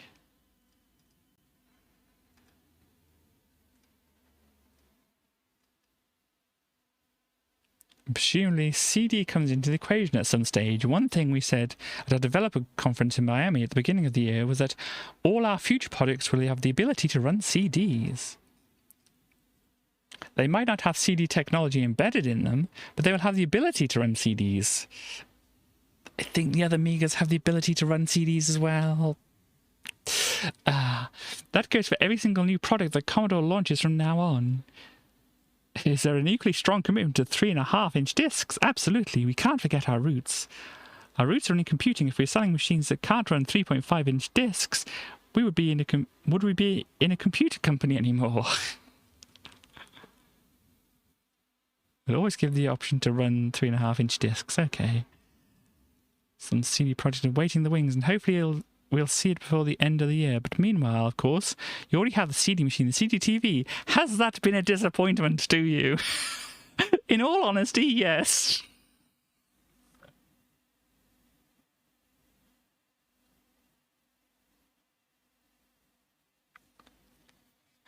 But I think the reason for that is that we went into this market with rose-tinted glasses. If we'd been more realistic, then perhaps we wouldn't have felt disappointed. But as it was, we had ambitions above our station at the time. Oh gosh, I clicked the button. Where are we? Yeah, we are not wearing black armbands or anything like that. It's sold in reasonable numbers and taught us an awful lot about the market and what you can and can't do. And hell, you have got to start somewhere. Oh dear. In the UK, I spent into 30,000 units. How did that stack against the CDI? Well, Philips aren't releasing sale figures. But let me tell you, compared to CDI, CDTV is a success. What went wrong with CDTV? We got the 3 basics wrong. Price, specification, and support. Ah, dear. Yeah, they did a lot bad with it.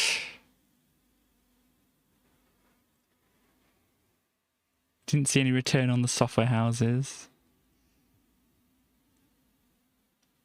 Wasn't the volume of titles there should have been. We did quite a bad job of getting software to market. Once you've got it wrong with machines, it's virtually impossible to put it right. I think CDTV's time has been and gone. There we go. From the former boss of Commodore at the time. They said, yep, CDTV, that's it. They're not giving up. They're going to be fighting vigorously to maintain a large share of the market. And they think they'll achieve that. Well, let's see. Amiga Format starts software house. Okay, what software house did they start?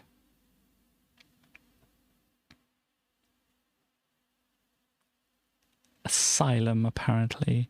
Game Software House.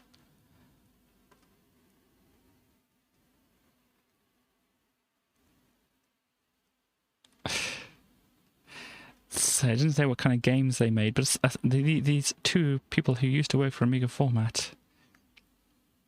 Bob Smith and Andy Wade. And they, yep. The computer world opening here, apparently.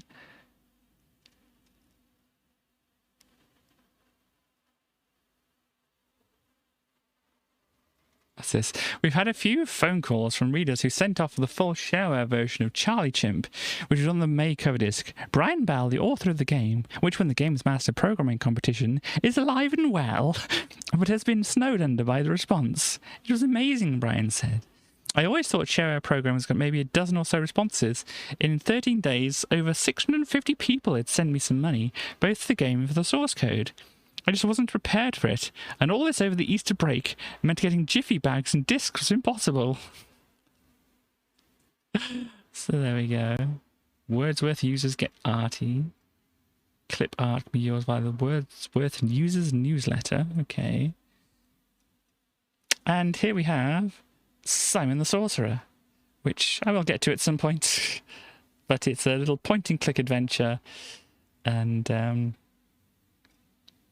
yeah, I had this and I enjoyed it quite a bit and such. What? What a name! What a name for the title of the thing. Donkey Dong. So, Dong, the forthcoming platform game which appeared in demo form on the AF45 cover disc, has been retitled Donk by distributors DMI following complaints. DMI's Mungo Amiatlia told us, essentially, we all like the name Dong, We didn't think it would cause too much of a problem. Unfortunately, the distributors and chain stores were reluctant to handle a game with such supposedly risque name. They decided to change the name to Donk. So... the distributors and train store didn't want to handle Dong, so they changed the name to Donk. I already knew of the name change before, but there we go. Dong is no more. It even says here, Dong has changed his name by deed poll to Donk. W.H. Smith is said to be pleased. Oh dear. Now this has got Micro Machines coming out soon there, it's saying there. Music makers. Boo! But yes. World's best percussionist.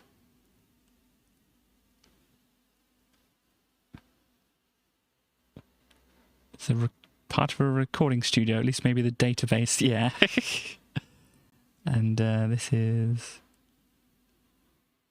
an interesting little drum pad thing. Looks neat. So who is Evelyn Glennie anyway? Apparently they're a good drummer, because that's what it's... the music of the world's best percussionist, apparently. The best percussionist. Let's see. Evelyn is recognised by many musicians as the world's greatest percussionist. She plays dozens of concerts every year, fronting many orchestras, and has solo performances on marimba, xylophone, and most other instruments. If you are lucky, you may have seen Evelyn hosting her series Soundbites on BBC Two recently. In each of the 6 episodes, she invited a guest musician to come on and play, including big names like pianist Melvin Tan, saxophonist John Harl, and even the Brodsky Quartet. Her recording music includes the CDs Rhythm Song, Dancin', Rebounds, and Light in Darkness, and the video Evelyn Glennie in Rio, Siesta on Decca Video. She has also published her autobiography entitled Good Vibrations. I still don't know who she is. But apparently she was a very good percussionist. Here we go. Syndicate. There's kind of a little isometric thing with lots of people walking around. You guide your group of people around, and you shoot a bunch of people. And I remember it being an interesting game to play. And yeah, apparently you can look at the insides of your people and such like that. Add mods to them. They have version 1, legs, arms, chest, heart, eyes, and brain. So yeah, and there's little enhancements you can make to people and such like that. So yeah, it's a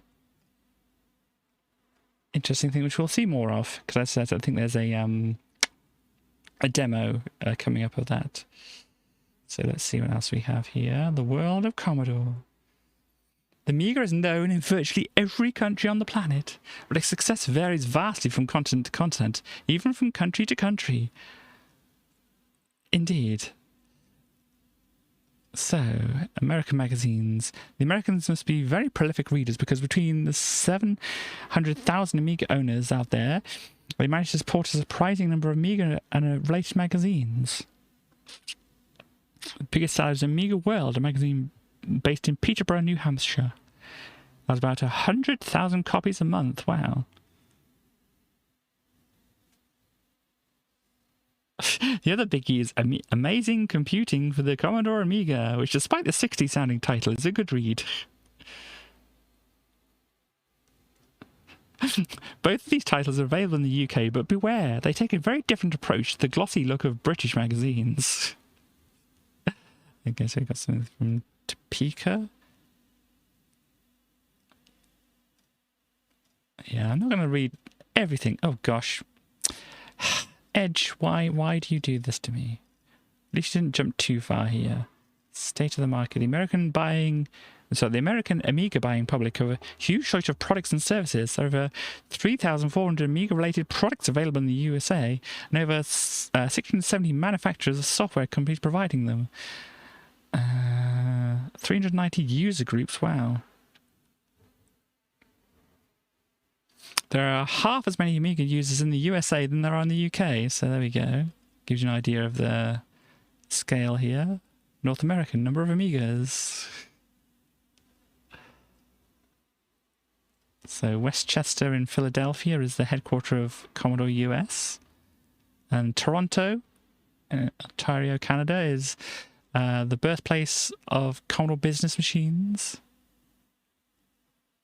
Okay, here we go. So the company that produced and developed the Amiga saw humble beginnings in 1958 as a typewriter repair and sales company. So yeah, of course, Silicon Valley. So inventors of the Amiga should base their company there. Okay. Many rumours exist about why the project became known as the Amiga. Some say it was to get listed before Apple in the phone book. Others think it was a code word so that other computer wizards wouldn't realise they were working what they were working on. When we spoke to Commodore Business Machines USA, President James Jadion, okay, he swore he couldn't clarify which, if any, of these stories were true. Okay, you got some California stuff. Digital creations. Okay. What else we have? Australia and New Zealand. Oh, this is a Microbes game. I remember that one. That was from New Zealand, it looked like. Amid the sheep and kiwis, really? You had to go there. Wow, 649 New Zealand dollars for a copy of World War II. That's a special offer price. Oh dear. So yeah, not doing great there.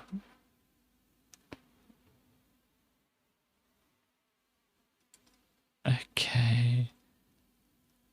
So we've seen some of these things before. Bullfrog's Dark and Mindless Future Syndicate. There we go. Oh, then Europe? just the entirety of Europe. Wakefield, 17-bit software from there. Okay, PD House 17-bit software gathered the talents of many of Europe's top demo coders and gave them a mission to write high-quality Amiga games. The resulting software house is Team 17. Okay, so that's where they came from. So that's where, you know, Body Blows. Don't think we've seen many of these other ones. We've seen Project X from Body Blows, but I think, do we see Ellen Breed as well? We might have seen that, and Super Frog. But I didn't know that's where Team 17 came from, but it makes some kind of sense there. Scotland, what is TV Paint? Looks like a bit of a mess going on there, but it's fine. In Slough, we have Deluxe Paint from Electronic Arts. Okay. In Scandinavia, we have sort of PD software, I think they're saying here. Oh, and the Pinball Fantasy and things like that. Oh, thank you very much. Europe as a whole. Oh dear. And Chaos is also good, by the way.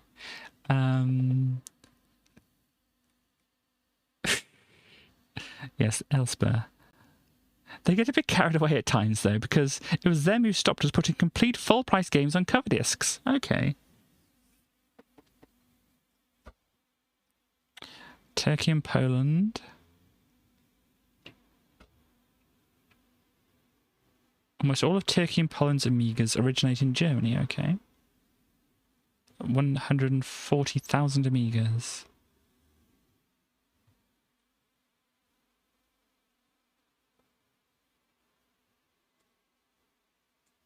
Poland experienced a wave of computer game fever, and their national TV program on the subject pulls audiences of 10 million people. Indeed, it does. There's more than the total of all the UK show's audiences added together. You got Eastern Europe. It did make the country the world's most prolific producer of computer viruses. Oh dear.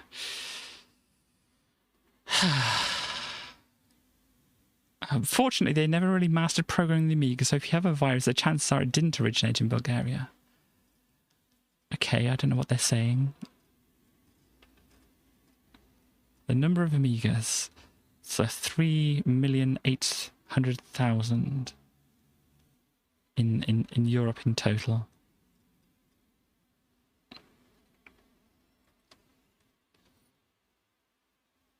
Okay, so let's have a look through this. The Amiga has had a long and hard struggle to achieve its current position in the UK. When it was first launched, it was beaten into the shops by a few months by the Atari ST, which at first captured most of the market. There was even a time when ST Format magazine outsold Amiga Format quite convincingly. The TV is on the blink. Oh dear. The public soon realised which of the machines was the more capable of the two, and the Amiga began to descend into the position of Britain's best home computer. How annoying is it at the moment? Still outnumbered in the home by that other big-selling Commodore machine, the C64, the Amiga has gone on to sell, was it that many? Wasn't it? There's a disparity between their numbers here. But anyway.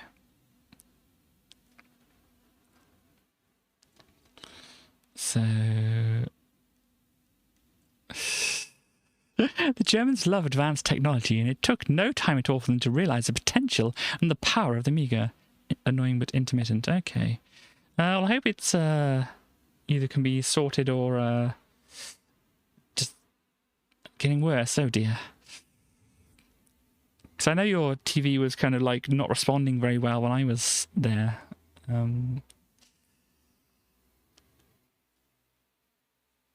Only 250,000 Amigas in France. The country has its fair share of Amiga software houses like Cocktail Vision, Titus Infogrames, Loricel, Ubisoft, of course, Delphine.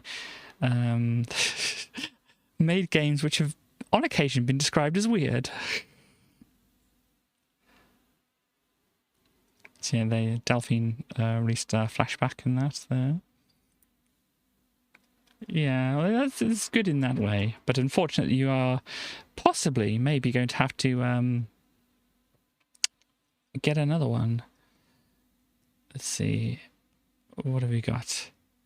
In Japan, it's very difficult to read this. I'm sure it's just a scan though.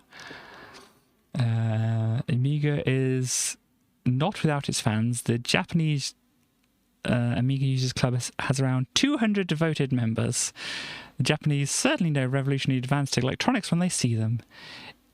It's maybe surprising that the Japanese have not taken a firm grip of the computer market like they have with the rest of home electronics.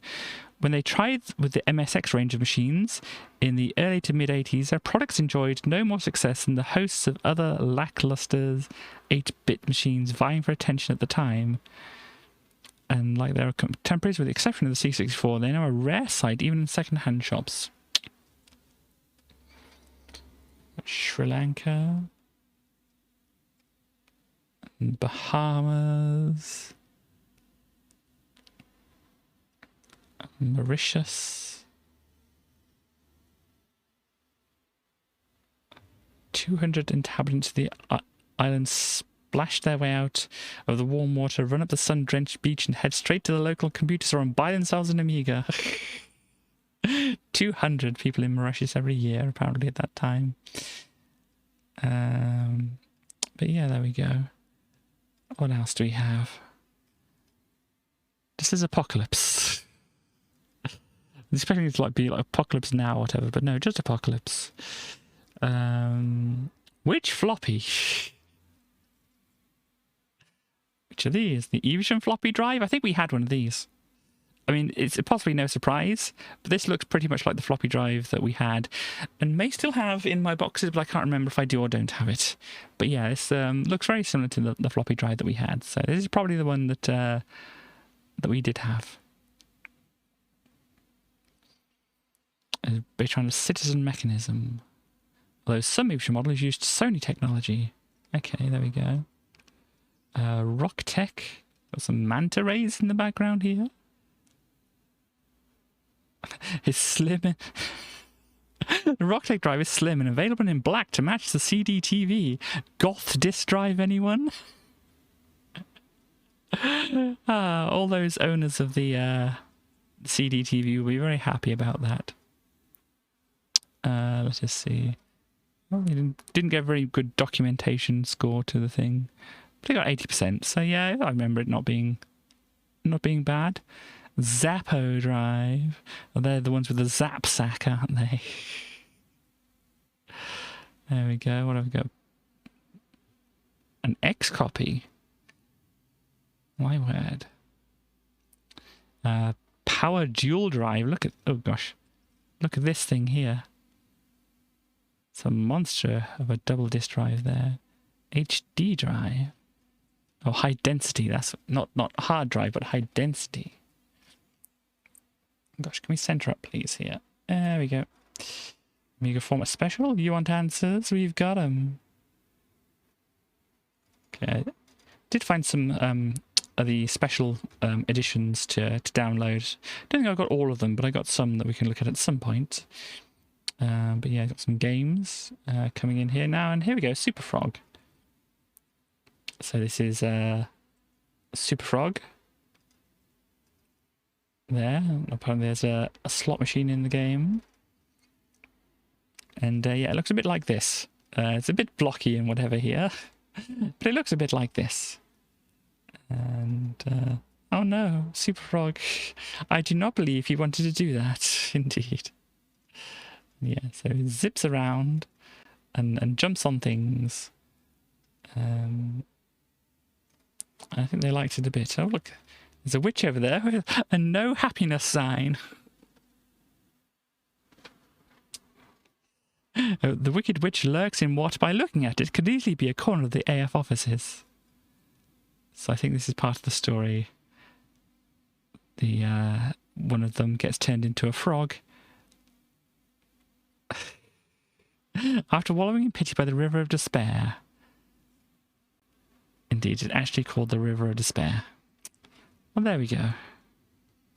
So yeah, that's what that is. Oh no, it's the cricket game. Let's ignore that. 78%.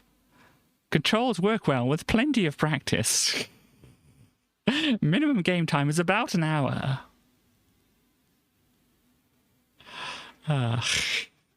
Statistical breakdowns will please fanatics.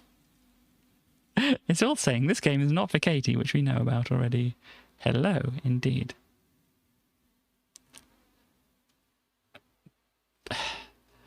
You're talking about bad puns and whatever. We have Bats Entertainment. Ah dear. This down East 17. Side Florence Bumper Barroom Brawl. Okay, so they're playing Streets of Rage against each other, it looks like. So, let's carry on. Rugby is Zool again. Sink or Swim. I think I played like a demo of this. But we've got some water effects going on here. And these people look like some good people. And some things you'll find in the levels and such like that.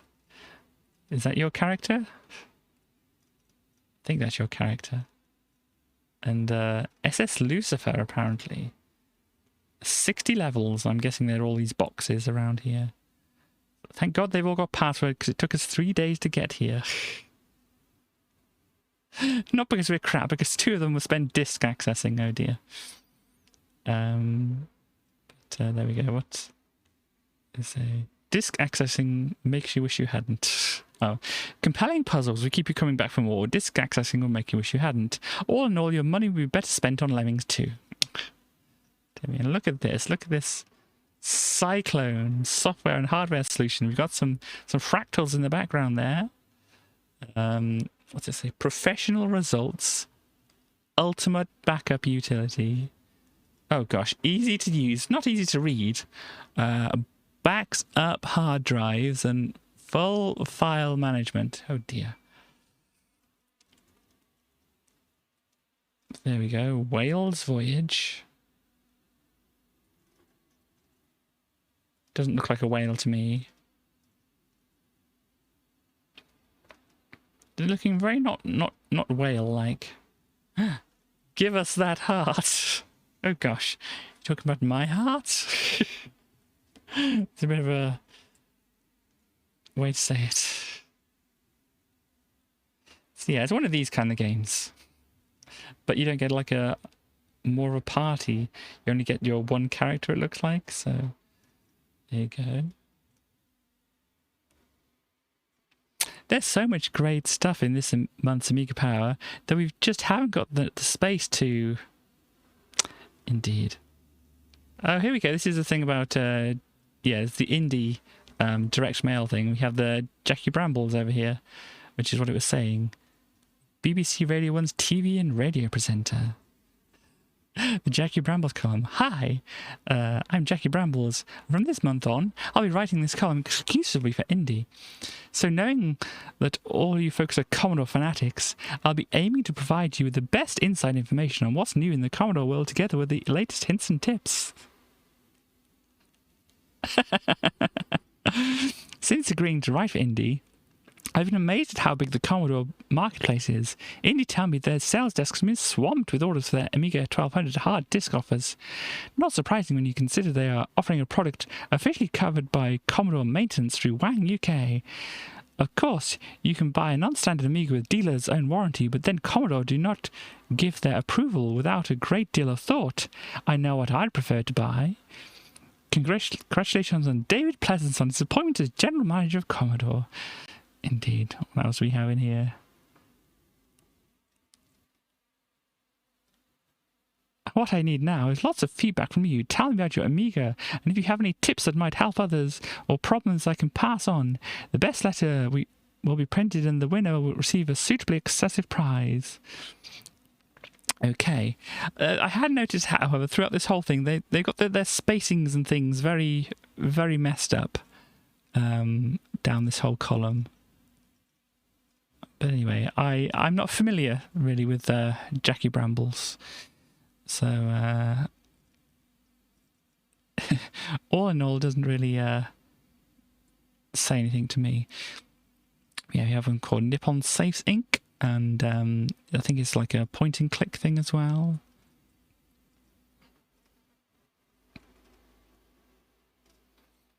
I'm not sure. Okay, we've got some katakana here. Looks like it's right. Yep. Into code. Okay, so your codes are in katakana. Interesting.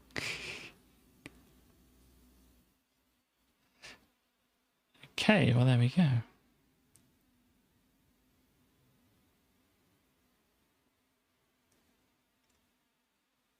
Okay, this is a screen where you choose which characters you are to play. You have to answer a questionnaire which gives you the Japanese symbols which reveal if you're Doug, Donna, or Dino. Interesting. Okay, well here we go. We have Woody's World by Who Vision, it seems. This is... I think Woody looking very unimpressed with it all. There's some pretty good ships there. Talking about looking very unimpressed with it all. Here's another fish who's just kind of bored of their life, I think. It's like, do I have to do this every day, each and every day? That's a cute spider. I mean, I know you're not much of a fan of Spiders West, but I think even you can say that's a cute spider there. We have, oh, that looks dangerous. Yep, lots of jumping and lava and stuff. Kind of what you might expect. But yeah, there we go. Looks, oh, Zool. Zool again, everybody.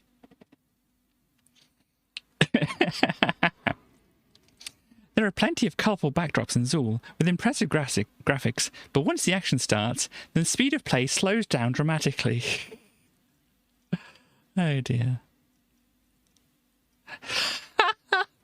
Remember Zool?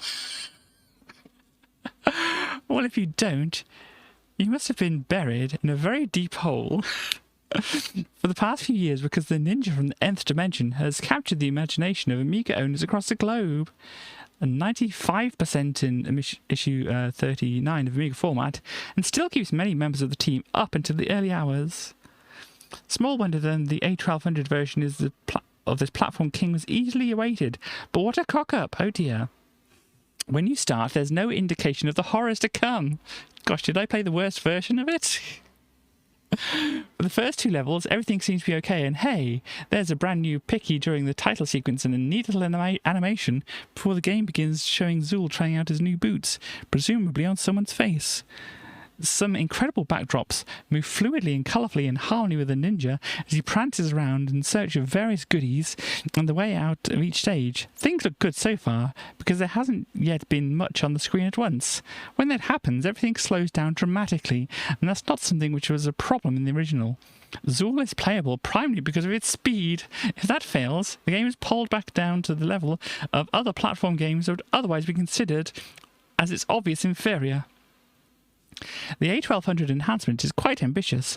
There's a lot more to see in the background of each stage, which makes use of the computer impressively. Although so much colour and detail is sometimes in danger of cluttering the screen, making you forget what game you're playing. Some of the sound has been revamped, and in general it's a slicker, more attractive package. But Zool's own speed is everything in a game like this. To allow any slowing to his update speed is like tripping the guy up in his prime, and it shows that designs for the A1200 should also code in moderation as well, with the intention of stretching the machine. If you've never come across Zool before, don't be put off. You'll definitely enjoy it. Well, if you have, then this version is still recommended, but only for those who aren't devout fans of the original and who can tolerate a little sacrilege. Ah, dear. I mean, my problem with the game was, apart from not much happening in the whole thing, was the enemies disappearing. I'm not slow down so much, but yeah, trolls. We haven't seen a demo of this at the moment, but yeah, that is a troll doll. If you remember those, Sleepwalker. Got okay, this is the budget. Is it the budget games? No, A1200 games. Okay, here we go. So 80% it got then, and it went up to 89% here. Sleepwalker's on 4 discs instead of 3, but that doesn't cause problems. It scores less than the original. That's because more enhancements could have been made. Hang on, wait a minute. It says they give it 80 here, but then I don't know. Never mind. Nigel Mansell's World Championship.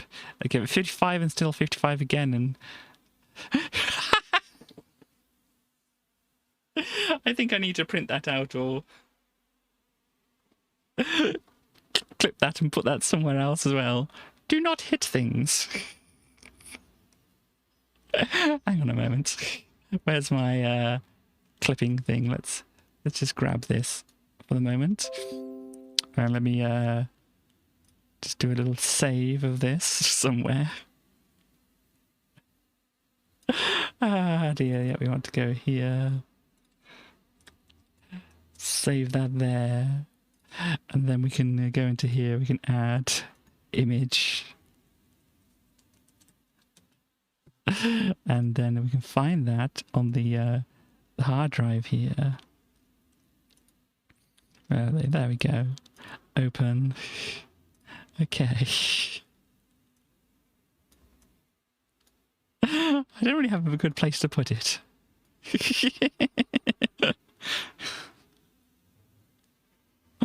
Where can Nigel go? Do you want to go to the other side, Nigel? No, it's going to be in the way. Do not hit things. Oh, wait a minute. The doggo can possibly come down a bit. Let's get the doggo down a little here. And then we can go back up to Nigel up here. Boop. There we go. Do not hit things. Center screen. Problem is we want to look at things. At the moment, Nigel is very center screen here. But once we go away, try to match the size. Hang on. Hang on. A bit bigger there. Hang on. Never mind. Stop playing around, Casey. We want more. Oh dear.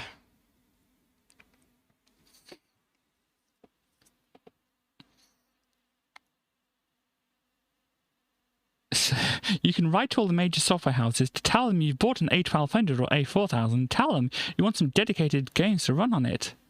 The basic problem is none of these companies really know how many A1200s have been sold, so they don't know if it's worth producing them. The only way that will change if you start putting pressure on.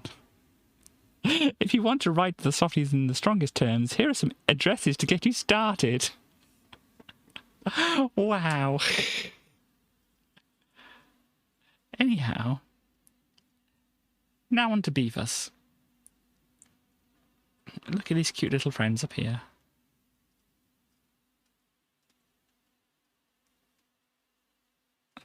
There are beavers. Yeah.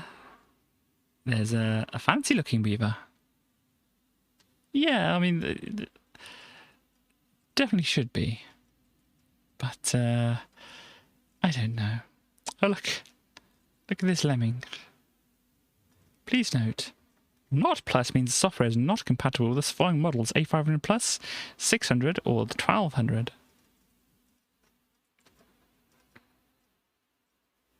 Cheap and cheerful. Yeah, what does it say what it means? You don't understand the title of this game? Yep. The chances are that if you don't understand the title of this game, it's not really aimed at you at all. It's nothing to do with maths or measurements. In case you're wondering, it's a classic American football job in which you see the action from a sort of oblique angle where your tactical decisions are played out in front of you by lots of small men. Okay. Interesting. Bart versus the Space Mutants here again, 83%. They gave it 82 before, they've gone up. Didn't Bart Simpson used to be a cult figure way back in the early 90s? And where is he now, exactly? But at least his legacy remains. Gosh. They really, I don't know if it's a joke or not, I can't tell. Here we have the plague over here. Okay, so we have Muscle McMuscles here fighting off blobs, and very inspired by Psygnosis backgrounds here. Final countdown. Okay, you've got what look like Secret Agent Barbie, to be quite honest. Here. You're trapped in a meteorite heading for Earth. Only this is a special hollowed out meteorite with lots of computers in it. You're a girl and the idea is to run around and try to divert the whole thing before it crashes, killing everything. Okay. Interesting. 70% apparently. Sword of Sodan. This is some art, isn't it? I don't think this is very balanced, a very balanced pose right here. I think they'd fall over slightly. 52%, oh my word. And oh, Pictionary. 45%. Okay.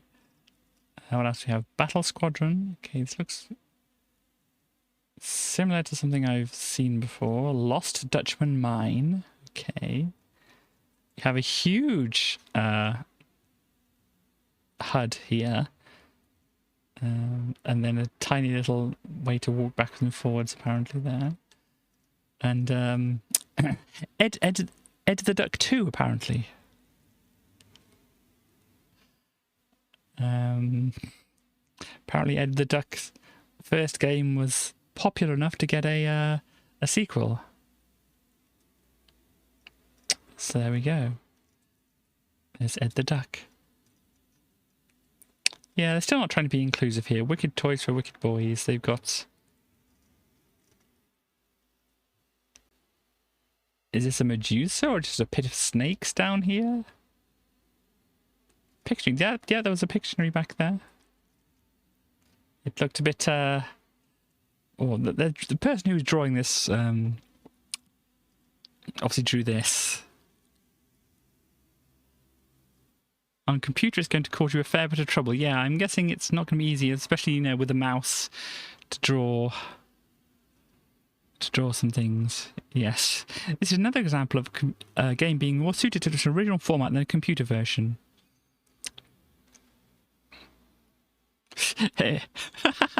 This can be difficult enough with a pen and paper, this can be difficult enough with a pen and paper when you're running out of time, but immensely fiddlesome with the computer.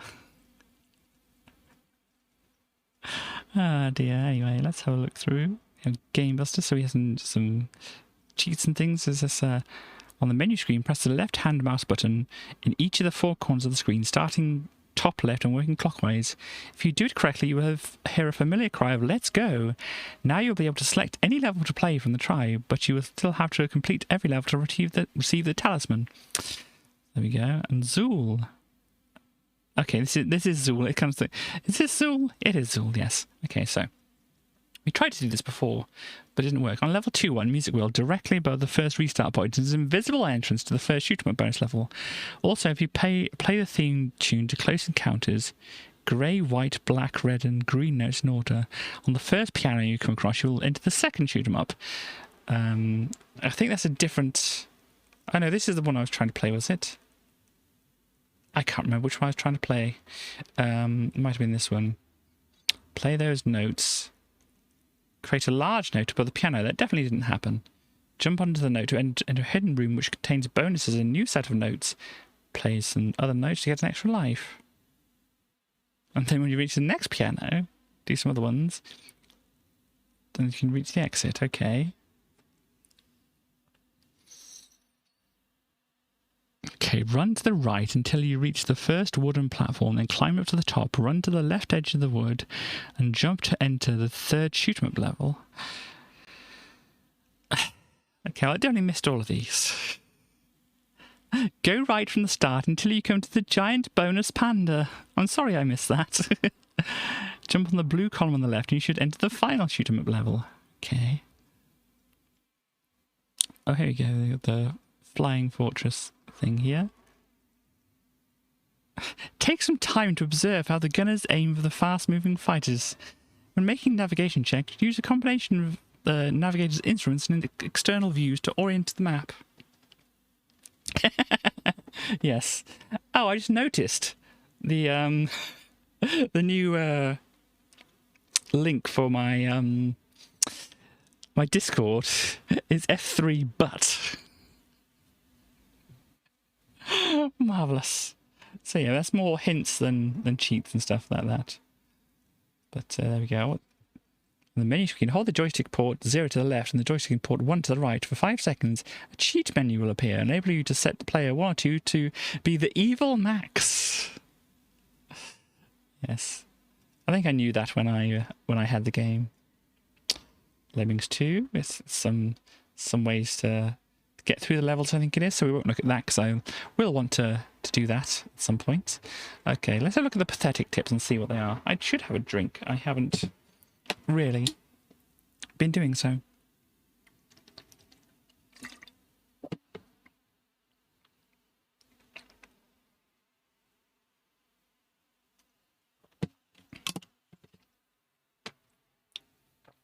Oh, there we go. Oh yeah, I did. So I was going to show some things. So let's divert here before looking at these pathetic tips. Before I forget to show off these things I was going to show off. This is my EBO. I mentioned this before. This is a thing for a guitar. And it comes in this fancy little box. And it has the thing itself. It has the battery to run it, a little 9-volt battery. It also has a little carrying pouch as well as a guide for how to use it, which is kind of more expensive than you might think. But this is the actual item itself. See, it's kind of like this kind of shape and whatever, and this from the side here. And at the bottom, it's got a couple of little grooves here and here. So you set that on 2 strings, and then you have another one in the middle here. So if you've got 3 strings, one goes here, one goes in the middle, and then one goes on the other side here. And that helps you get it into the right place. And when you put the battery in, you turn it on. If you hold it, I think, that way round, it's got a little light on it as well if you need it. And you just hold that on the guitar. You go, And basically, it's what it says. It's an e-bow, an electronic bow, which means it's kind of used magnets and whatever to vibrate the strings, so that it will, make like a bow kind of sound. It kind of like sustains it a bit more. But yes, I have this and haven't really used it. I don't think it actually appears on any recordings I've made, so I should try and use that for that kind of thing at some point. So I'll put that back up there. I also have this very fancy, I don't know if you'll be able to see. Oh, you can see that pretty well, I think. Maybe it's less bumpy on this side, so you should be able to see some lovely skulls. There we go. I think that's a good thing. Very intrigued to hear it. Yes, at some point I will obviously have to break out the guitar again. Still need to get on to doing the My Amiga Live. I might just like go for it one day or whatever. I mean, I'll do a bit of practice beforehand, but it's like I might just go for it, because it's like I don't know how much practice is enough practice, but if I do it enough beforehand, indeed, if I do it enough beforehand, then it should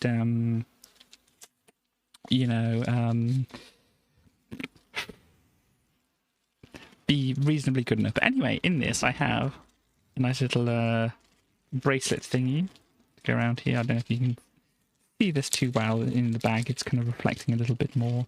So let me get it out. It's a nice little thing there. So you go around there like so. It's a very nice one. Pop into there. And I have another one in here, I think, as well. Oh yeah, I had one I tried to make myself. So it's got nice little purpley bits. Can obviously spin around on the little bit of string here, and then it's got 2 little clips on the end, which obviously clip together. But obviously it's kind of awkward to, put it around there and then clip it on and such like that. I did see at one point there that apparently if you get some paper clips, you can like hook it like that, whatever. I have an empty plastic bag. And I also have this here, which is kind of quite worn out because I used to wear it quite a bit, but it's got some fancy bits and things on there as well. But yeah, it's a little bit worn out because obviously it wasn't the highest quality and whatever. There's basically some bits painted blue and some silvery painted bits. I think there's some little shiny bits of plastic in there as well, but kind of got worn down a bit. So we've got that in there. Very fancy. We pop that all into here. What else do I have? I haven't had my ears pierced. But at one point I bought some, you can see from Claire's, if you can see that, there we go, from Claire's, some earrings. These are actually needing pierced ears to use, and I actually, as I said, I haven't done that yet. But it was, it was bought a few years ago when I was kind of just wondering, figuring out things and trying to decide what, was a me thing and such like that, which, yeah, I might in the future do that. Obviously at the moment it's kind of like, a little bit awkward. I wear these quite a bit and whatever. So I'll have to think about, what I want to do about that and such like that. Because obviously you've got to wear the earrings for at least a little while so they, the holes don't close up and stuff like that, haven't you? As much as I know. Also have in here some very fancy, let's see which way round. Let's get these ones. Some very fancy like bows to go in hair. It's not in properly, but if I wanted, if I didn't have my headphones on, whatever, I could use. I think they're actually supposed to go the other way up because the bits here would kind of hang downwards. So if I wanted to keep this out of, that's 6 weeks. Wow.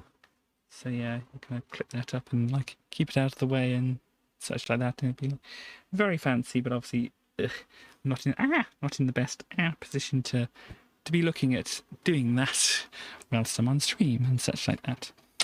Is that mostly all? That is mostly all. Let me put some things back in here. You think yours was about that? Okay. So yeah, as I said at the moment, mainly I kind of like to wear them a lot because basically this is just one room. There is well, basically you can see the back wall there on my bed. You can see some things on the bed back there. It's you know, the bed is back there.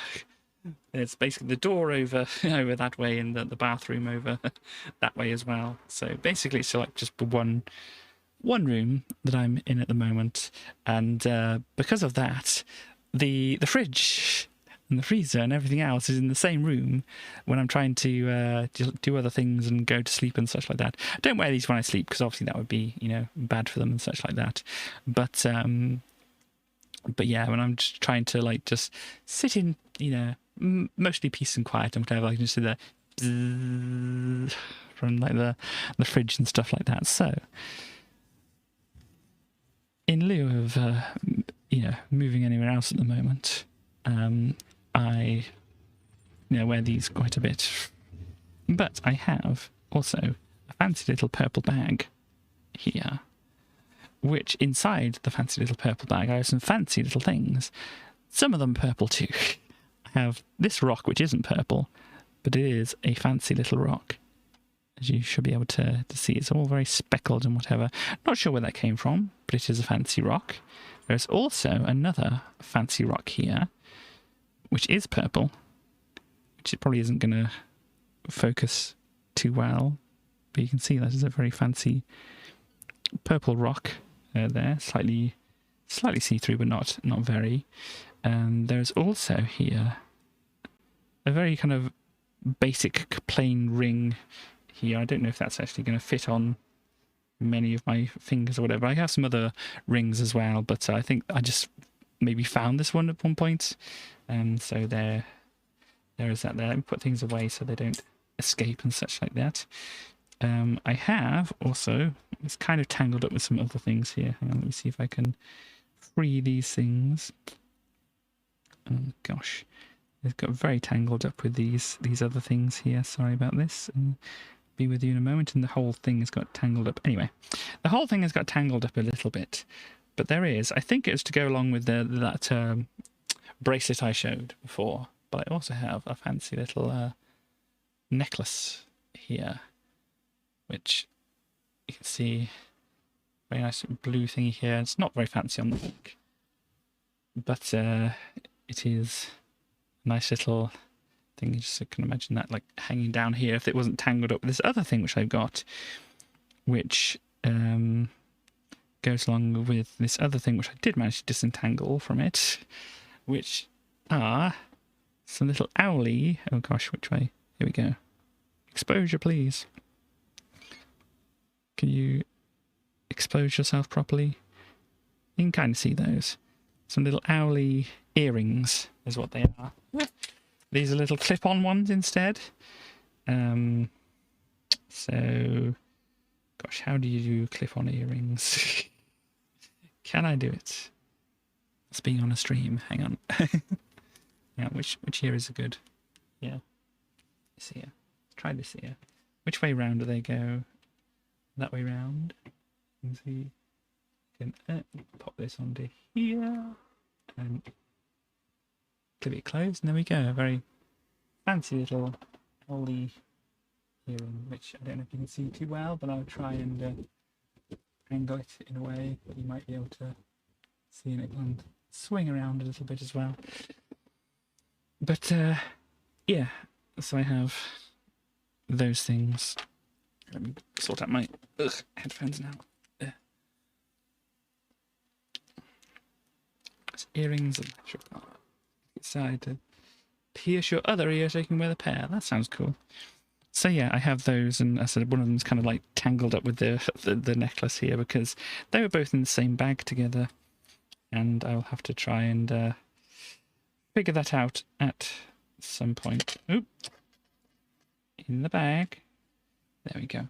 But yeah, I just found these few things in another bag. I have like a bigger bag, more of a kind of handbag. The same kind of scully things on it as well up there, but yeah, it's a bit more obviously bigger. It's more bigger than this. So, let me pop that back over. We'll put this over here at the moment. Put that over there. Ugh. Hi. That was a little detour in things that Katie has found recently. Can't make anything disappear on my screen. So, let us go back to the magazine and to the pathetic tips here. Oh no, it's the pathetic tips. Some might say the odd one might apply to cracked versions of the game in questions, but I'm not that cynical, of course. Anyway, let's create the bottom of this month's tip bag. So, during play, hold on fire and press the escape key to advance a level. This cheat can use as many times as you need on any level with any ship. Note count, I'm afraid, Team 17 didn't actually put any cheats in the game due to time and disk space constraints, so thumbs down for that one, I'm afraid. But if you've got a cracked version, maybe it'll work.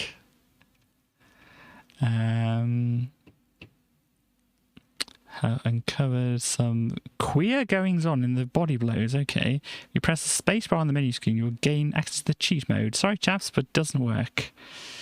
Never did, never will. See the first Game Busters page for the real cheat. Was it even worth putting this in the magazine? I guess they had to fill up space somehow. But there we go. So if you type in the entire alphabet, a monkey will transform into an apple and grant you eternal lives. Okay. Indeed. So yeah. Just generally people being silly here. Oh, Charlie Chimp, here we go. You know things are getting strange when someone sends you a cheat for a game which you have just featured on the cover disc and which you didn't even know was up. And you didn't even know about. Exactly that has happened with Charlie Chimp, featured on last month's issue. Basically, all you need to do is hold down the right-hand mouse button while you're loading the game and a message will appear saying cheat mode active. So there we go. Oh, they're getting a badge. Neat. What kind of badge? What else do we have here? Helping Hands. Hammer Time. Well, that's PP Hammer. Mutant whale, scary mutant space aliens from Mars. Okay. Well, there we go. That is all that. Oh, Amos, what are they doing now? They're doing some sound samples and things like this. So there's a second installment to last month's Bug Hunt. Shoot 'em up, Bug Hunt 2, The Return of the Bug Hunter.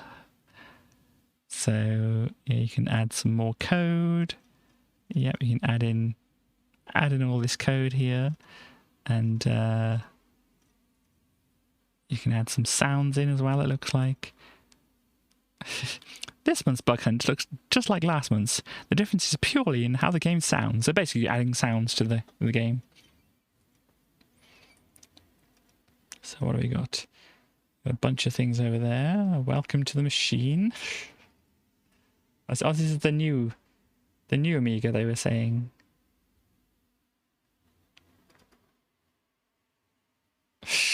It's rather disappointing to see that the digital signal processing chip still isn't included in the machine. Commodore are unlikely to release a DSP upgrade in the near future, though sources within the industry expect an announcement within the next few months concerning an upgrade for the A4000 and A1200. So, yeah, still got the same kind of Amiga sound things, same 4-channel sampler thing, which is in the same things for the Amiga. Retina, gosh, what is this? A graphics board. Okay, well, this is what it looks like. So it can do some more graphics and things like that. Is this G-Lock? Is this a video thing? 6 pixels to video. So yeah, some kind of Gen-Lock, whatever is this. Audio in and out. Some VHS RGB monitor that way. To Amiga this way. And various other things there. How does it work? Yeah, let's have a look and see how it works. First, here's what Gen-Lock's like. First, here's what Gen-Locks like the G-Lock do. Okay. you play a videotape on a machine with a video out socket on it. This is fed into a Genlock together with a picture from the Amiga. The Genlock puts the computer graphics on top of the video picture by perfectly synchronizing the computer signal to the incoming signal. The resulting mixture is fed into another video machine's video in socket. The second machine records the mixed picture back onto videotape. So basically it adds like pictures on top of things. Oh, this is... Oh, with the yellow, it made me think it was Captain Diamond. I was like, oh no, what is Captain Diamond doing now? That's going to be coming up, isn't it? Oh gosh. Look, so we can win one of these new Amigas with Vista Pro, Deluxe Paint 4, this Opus directory thingy, Real 3D, Video Director, Professional Draw. So yeah, they're really positioning it as a getting work done machine, aren't they? How to enter. The answers to all 10 questions. Gosh, where are the questions? Here are the questions. What is the list price? How many bytes of RAM? What Motorola processor chip does it use? I think even people who weren't paying much attention during the stream might be able to answer that there. What speed is it clocked at? Don't know. Type of hard disk interface. How many Zorro slots does it have? Apparently a lot. What does AGA stand for? Advanced Graphics Architecture. How many colours can be displayed on screen using the HAM 8? Is that like 9,000 or... I don't know, I can't remember.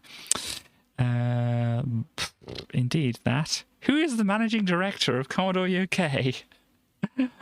Ah, dear. There we go. Let's say what the processor speed is here at all. Not that I can easily see on the side there, but yeah, it probably puts it in the article up there. But I really don't care that much to know about it. So here we have some things for younger people to learn things with. Or you make a path through here. You've got a bin with eyes on it, of course. So you got a little turtle here, and you've got to get the turtle around on the path to pick up all the vegetables and get to here, it looks like. So that's cool. We have... Okay, bunny holding up a couple of things. Is that 5? That doesn't look like 5 to me. Oh, a windmill. I like windmills. What else do we have? We have... Ooh, what? Oh, right, you have to do the sums, and then you colour it in with that sum. So that's like 28 up there, so you have to find 28. There we go, that blue goes in there. And yeah, this is 28 again, so the blue goes in there as well. What's this one? 1 plus 33, so I've got 34, which is... They're not even in order. Yellow. So it's going to be yellow on the front here, and that's 34 as well, which is yellow again. That's interesting. It's this family game. Okay. It says it's a menu. Okay, horse. Each of the arrows points to an X. This is not the main application screen. You just duplicated the text from this. So it looked like some kind of anagram thing from a bingo machine. Interesting. Ooh, you can win a printer. A Swift printer. It's an optional color printer. So, what did the Japanese parent company of Citizen Europe manufacture? My word. How many have they sold? On what stand will Citizen be showing their range of printers?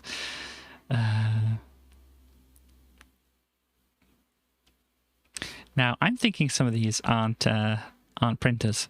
What are the new models Citizen have recently added to the Swift range of printers? The Mondeo and the XR6i, or the 90 and the 90C, or the A400 and the A1200?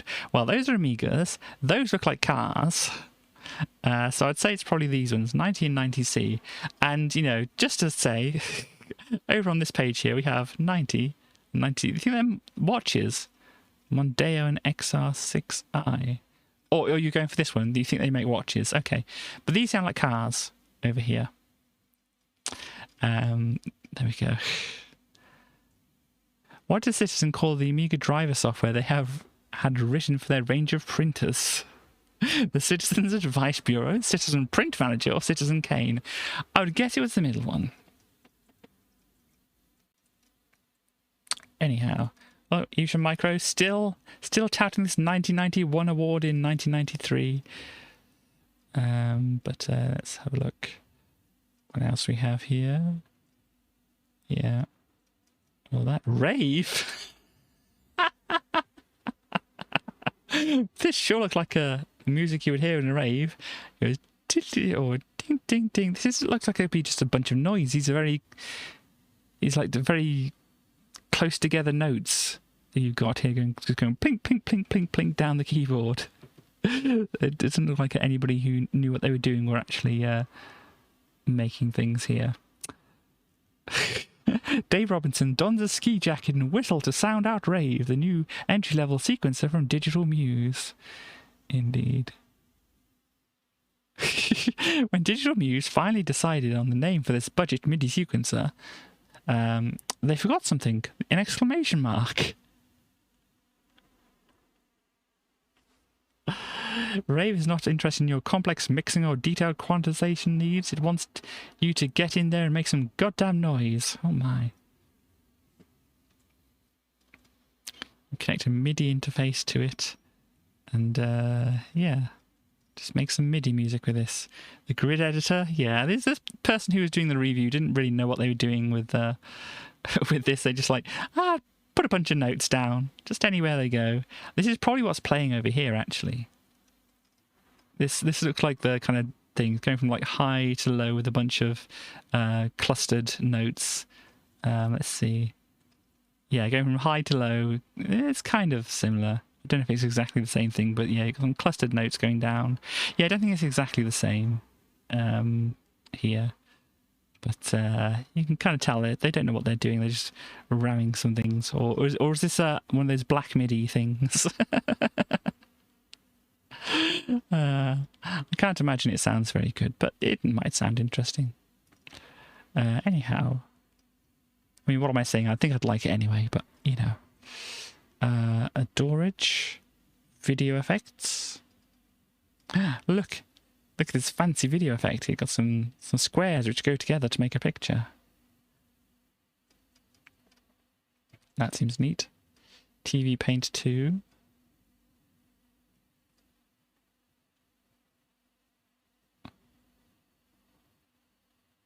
Chalk and pencil effects.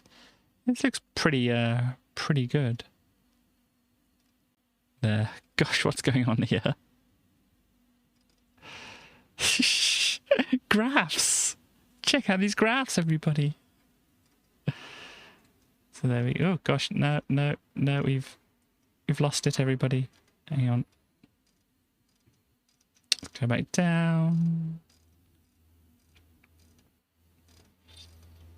There we go. Supporting the software of your choice.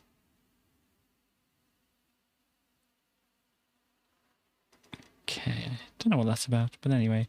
Order 205, database. Gosh, we have some Beatles songs released in these places on whatever albums, and there we go.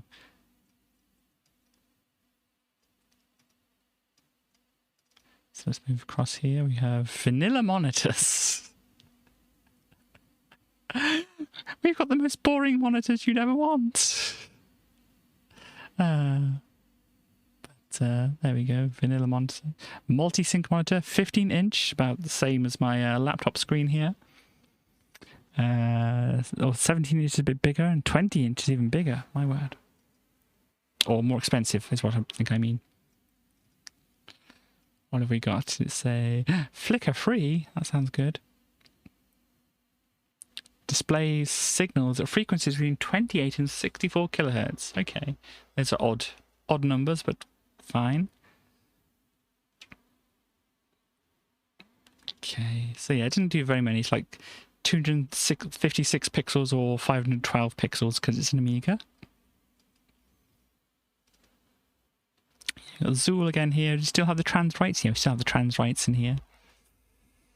Pump up the volume. Want more music from your... Want more on music from your favorite monthly? Then tune to the perfect companion magazine. I don't know how it's a companion magazine, but fine. Which music computer? Well, that's an Amiga right there. Not too familiar with these other ones here. But yeah, Sheep on Drugs live. Indeed, gosh, look at the face. Yeah, Yamaha, some kind of thing going on there. Some rack-mounted thing, which looks very beefy. Cakewalk Pro. Setting up your own record company.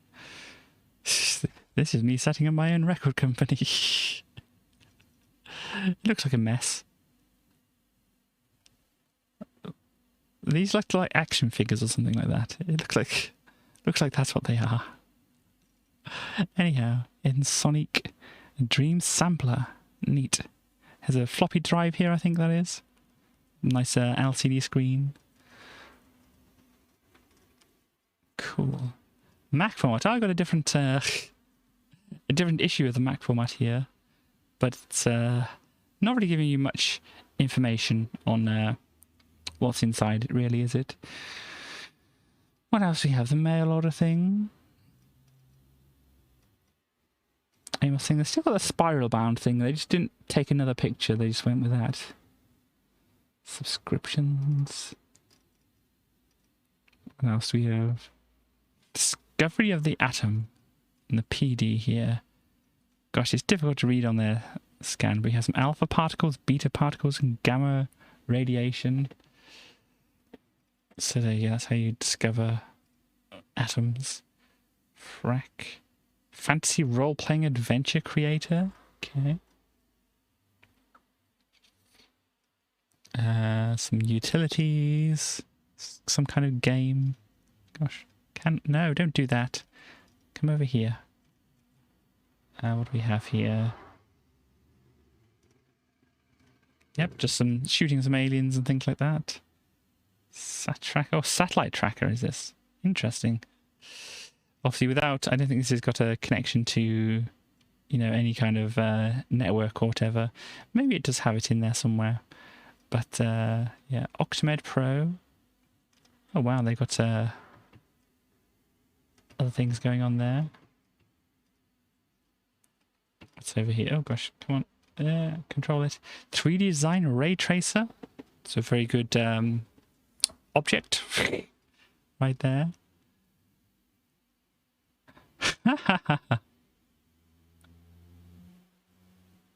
Okay, well, we can look at this, but this is the satellite thing here. Oh no, this is... What are they talking about? Okay, so the grapevine here. Let's see what this says. This is the court. Call the next case, and there's a pirate outside here. And so you pirated illegal wares, eh? 1,000 years imprisonment and a £100 fine for wearing a beard without a license. Oh dear.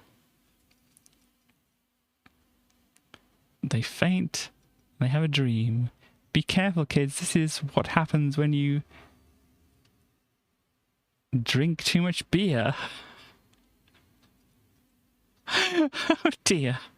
Anyhow, we have... What exactly is Grapevine? It's one of the longest running and most widely respected disc magazines. It comes on 3 discs, wow. So it's ranging from software piracy to posting email messages. Highlights include an article by Alistair Brimble, who you may remember did some music for various games, and some of them being Dizzy games. Of the coding team come Software House, that word, Team 17 on creating music and sound effects for games, and features on how to have a #1 hit. Okay. It's not just computer stuff. There are also sections on comics, music, poetry, and how to speak Glaswegian, indeed. And numerics. Got some things which look like very bent integrated circuits.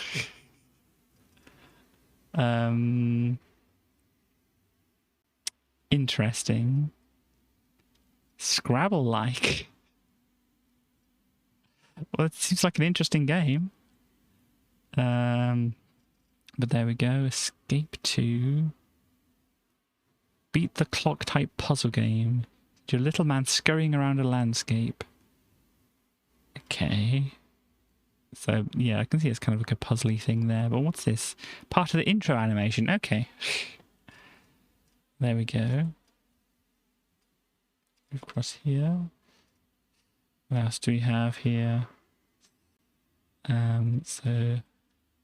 Sportin' Doo-Doo. So this is Doo-Doo, apparently. There we go. Duel Island. So I'm guessing there's a duel going on here. No, that's not spelled right, is it? Vista animation, yep. Fly around an island in a figure of 8 fashion, okay. We have Snow Joke. I mean, this is not even Eric Schwartz here. I mean, we've got Eric Schwartz over here. I was beginning to think we'd never see Eric Schwartz again. And, yep, so we have Flip. The frog here has a giant telescope, apparently. Or it's a handheld bazooka. He aims at a young raccoon wielding a threatening... Sorry. Aims at a young raccoon wielding a threatening box of cookies. Okay. And then, yeah, that's, or that happened beforehand. I don't know if that happens before or afterwards. But that is indeed a thing that happens there. And if you've ever wondered whether furries were very rife on the Amiga, apparently, apparently they were. But here we go.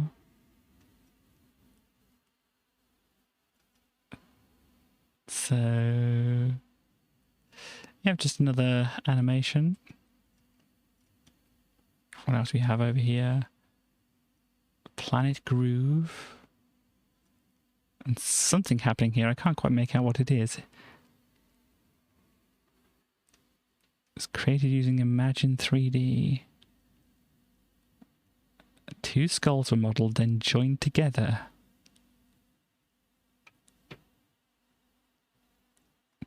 Sorry, 2 skulls were modelled and then joined together. Does this look like 2 skulls?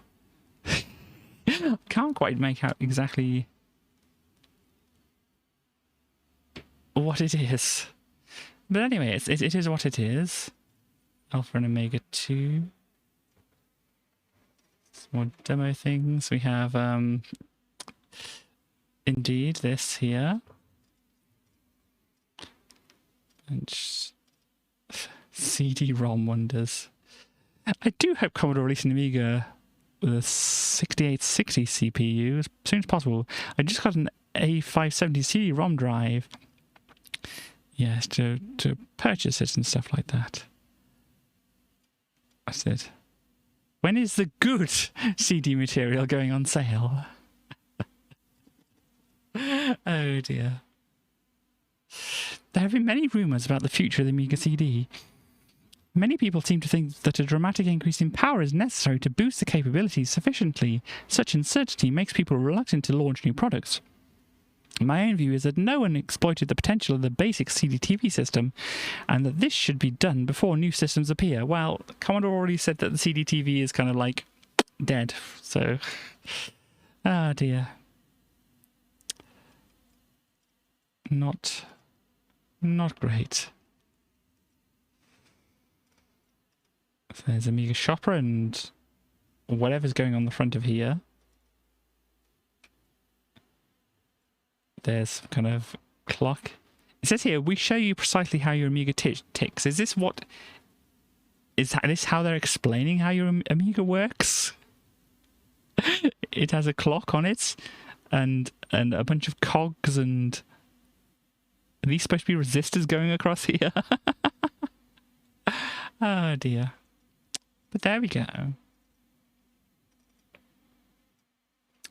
So, a bunch of other things there. Games programmers urgently required for work on Sega, Nintendo, Amiga, etc.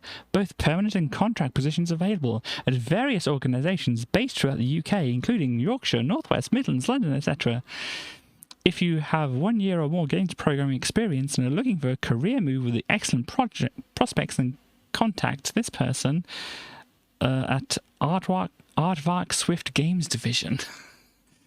Doesn't ring any bells, that name. CDTV. Okay.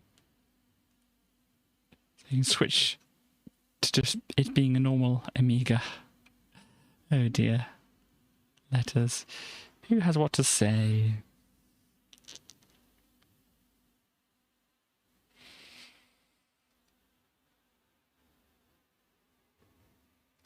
So I have here, I had my trusty A500 1.2 for 5 years now. I'm looking to expand in a big way. Can someone tell me what is happening regarding mid-range Amiga? The A1200 is undoubtedly a great machine, but I want an A1200 in a box big enough to include a few expansion ports. I want the latest Amiga chipset. I want a hard drive. I want to run AMX 2 Plus and a 486 PC emulator all under one roof. This can't be done on an A1200, though it can be done on an A400, but we're talking £2,000, which is probably just within my budget if I exclude the emulators. So, how we wish that, like yourself, we had £2,000 to spend on a new Amiga setup. But then, yes, it's got this new one, this 4000/030, which they're releasing. But is it just me, or has anyone else noticed the obsession the photo editor of your magazine seems to have with American glamour model India Allen? To the uninitiated, India, for it is she, was Playmate of the Year 1988-1999 in the much esteemed US jazz mag Playboy. I first came across excuse the pun, India while still a student in Bournemouth. It was a revelation. Oh dear. Well, here we have a clown, which we're not going to focus on too much. But what's it say? A reward for eminent good taste and remarkable powers of recognition. Okay. And partly due to the threat you made at the end of your letter. Okay. Here's a picky of Erica. Indeed.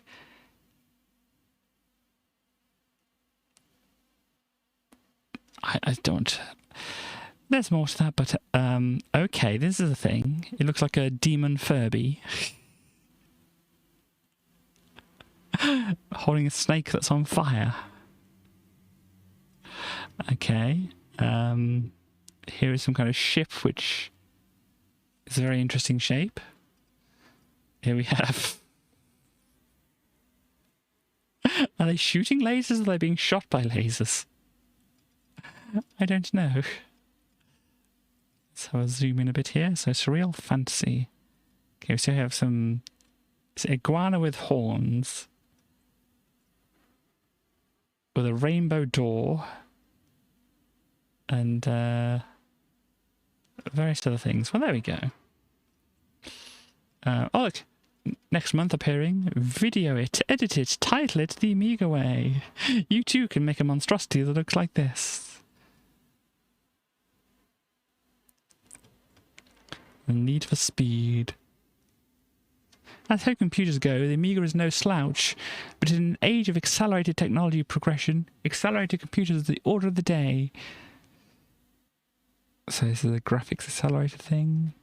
So yeah, May the 27th, and this is the June issue. So you can see the offset here and why we won't hear about the Commodore's bankruptcy until a couple of issues afterwards. Hey, trust us.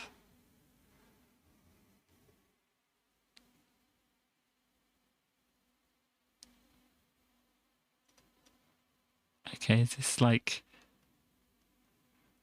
I can confirm that Amiga Format has never reviewed any Team 17 product on-site or prior to a fully finished version becoming available. I'm sorry to hear that Amiga Format's reputation has been called into question. I can confirm Amiga Format refused to review Legends of Valor until we could supply production discs. So there we go. Apparently some people have been doubting it. Ah, it was from Flashback. No, it's from... no, from Flashback. There we go. It said Another World there, so I was wondering, oh, was it actually Another World? But, yeah, here we go. So it's from Flashback. I was right, but I was kind of doubtful whether it was or not, but it looks very similar to it. And this one, oh gosh. I'm not sure. I mean, it's a guess. I'd say Super Frog, but that would only be a guess. So there we go with that. We have... Oh... Yeah, let's not zoom in on that part of it.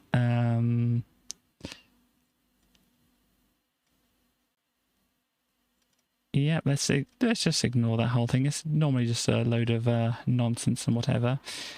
But yeah, so that's the end of the magazine. How much have we got? An hour, roughly. Gosh, what to do now? What to do now?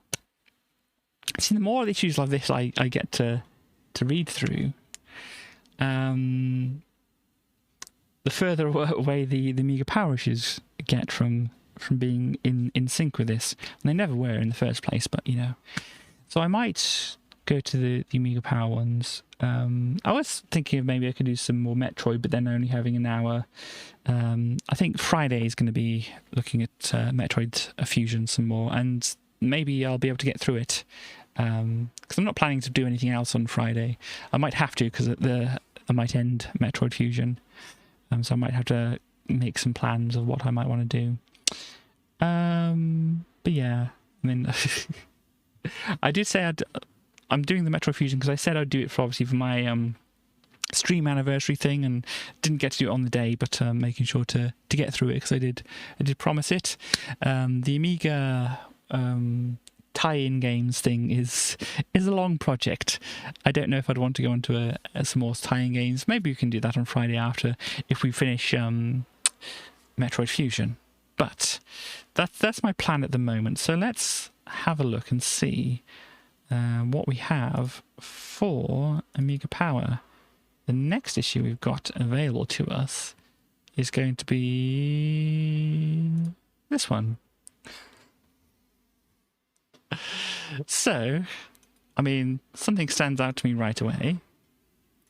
We have Zool's Gold, the definitive look at the ultimate platform anti-hero. And, yeah, we have this going on here. Troddlers. Oh no, it's not more Lemmings. The ultimate autumn preview. I'm not sure what's going on here. But that certainly is something that's going on. And we have, this is the issue with the Tearaway Thomas and Lotus, the Ultimate Challenge on there. And I think we did have this because there's these postcards included. And I would definitely have liked the WizKid postcard. I don't have it anymore now if I did have it. But yeah, I would have definitely liked the WizKid postcard that we've got there. So let's get this onto a couple of pages. And yeah, so with the like adverts and things like this, so these are obviously ones we've kind of might have seen before. So unless anything really stands out, then we're not going to have much of a look at those. But let's see what they say down here. The first person who correctly identifies all the games in the autumn preview logo thing on the cover wins lots of stuff. See, I'm sure there was another competition, but it was like sending photos in, but I don't know when they announced the winner of that. But this was they've put a weird space here, the Ultimate 8 Challenge. There, but then Tearaway Thomas. And I've seen Tearaway Thomas before, and I probably played the demo of it, but I can't remember if I played it on stream. Probably did, as if the disc worked, but I can't remember. Yeah, we got the Cool World thing here again. The A600 dropping down in price. And the thing called Ween here. Ocean, an apology. What's this? Readers of issue 17 of Amiga Power will have probably noticed a section titled Epic, the Great Debate in Do the Right Thing. We printed a number of readers' letters which presented Ocean in a one-sided, biased and unfair light. We'd just like to make it clear that although these letters are of course genuine, they're in no way representative of our readers or indeed our opinions of Ocean themselves. We have no axe to grind with Ocean. So there you go. We have some Wayne's World stuff. Wayne's World game. Don't recall that. Don Bluth's An American Tale. Cartoon quality animated role-playing, very much for kids. Won't be coming to the Amiga after all. Okay. So, there we go with that. Ice Babies, good title there. I'm just seeing what else we have here. Sunscreen. Pop stars. We're not fooled at all. Anyone can do it. You don't have to be a musical genius to top the charts these days. A quick sample from the Wombles theme tune and you're sorted. Okay. Well, there's that. What else do we have? Lotus 3. What didn't they like about it? Gone the smoothness, speed and excitement of Lotus 1. And what uses a track editor in a race game with no speed? Well, there we go with that. Shadow of the Beast 3, yep. We saw a bit of this in one of the other magazines, but we've got some more pictures here. You can have a look at these. So we have interesting creature. I think it's in the middle of an animation, so it looks a bit weird.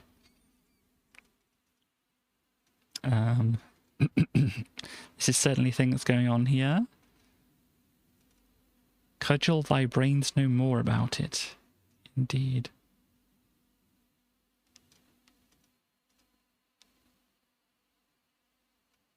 Okay, so we've got, yeah, it's saying, basically we have this huge metal ball which is going to kill you, and also a puzzle over here, which is, you know, surprisingly, is a 15 puzzle.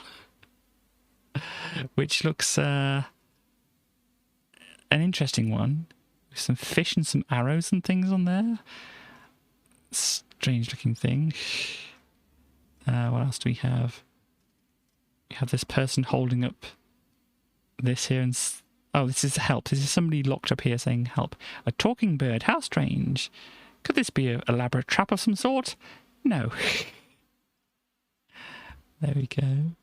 What else do we have? Oh, it's some giant ball dispenser things going through some slopes, and you have to probably get them to the right place and whatever. So yeah, there's a lot more involved than Shadow of the Beast 1 was, I think. And here we have a person who looks like an old person. So there we go. I've got some more pictures over here as well. Neat. Definitely have an interesting art style to the game. Oh gosh, look at this friend over here.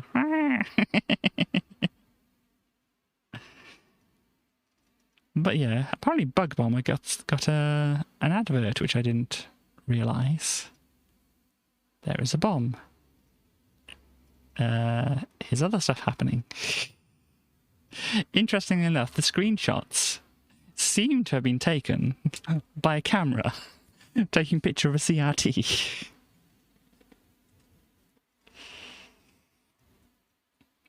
So there we go.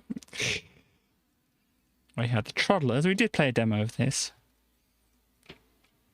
Yeah, they walk all over the place and whatever.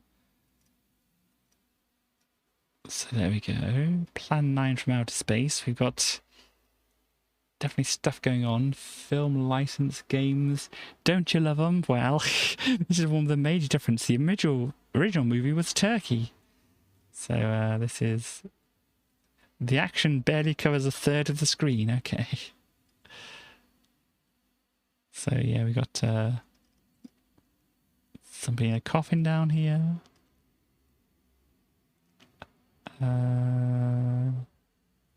Okay, Amiga games from Gremlin normally retail around £25.99, with Utopia coming in at £29.99. So when you're asked to pay £34.99 for Plan 9, you begin to wonder whether the free Plan 9 video isn't as free as you might have, as it might have been.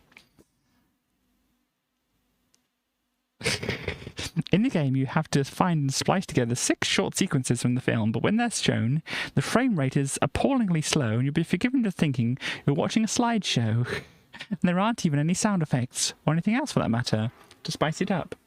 You've been forced to buy the wretched video anyway, so why do you need to watch the dreadful digitized clips on your Amiga? Yeah, there we go. We have other stuff going on over here. In memory of Jimmy, apparently. But yeah, 36%. It's a reasonably entertaining idea for a game. The film footage is a pretty good idea too. Notice how they said idea in both of those two. So, then again, the video is included, so what's the point of looking at a series of stilted stills on your Amiga?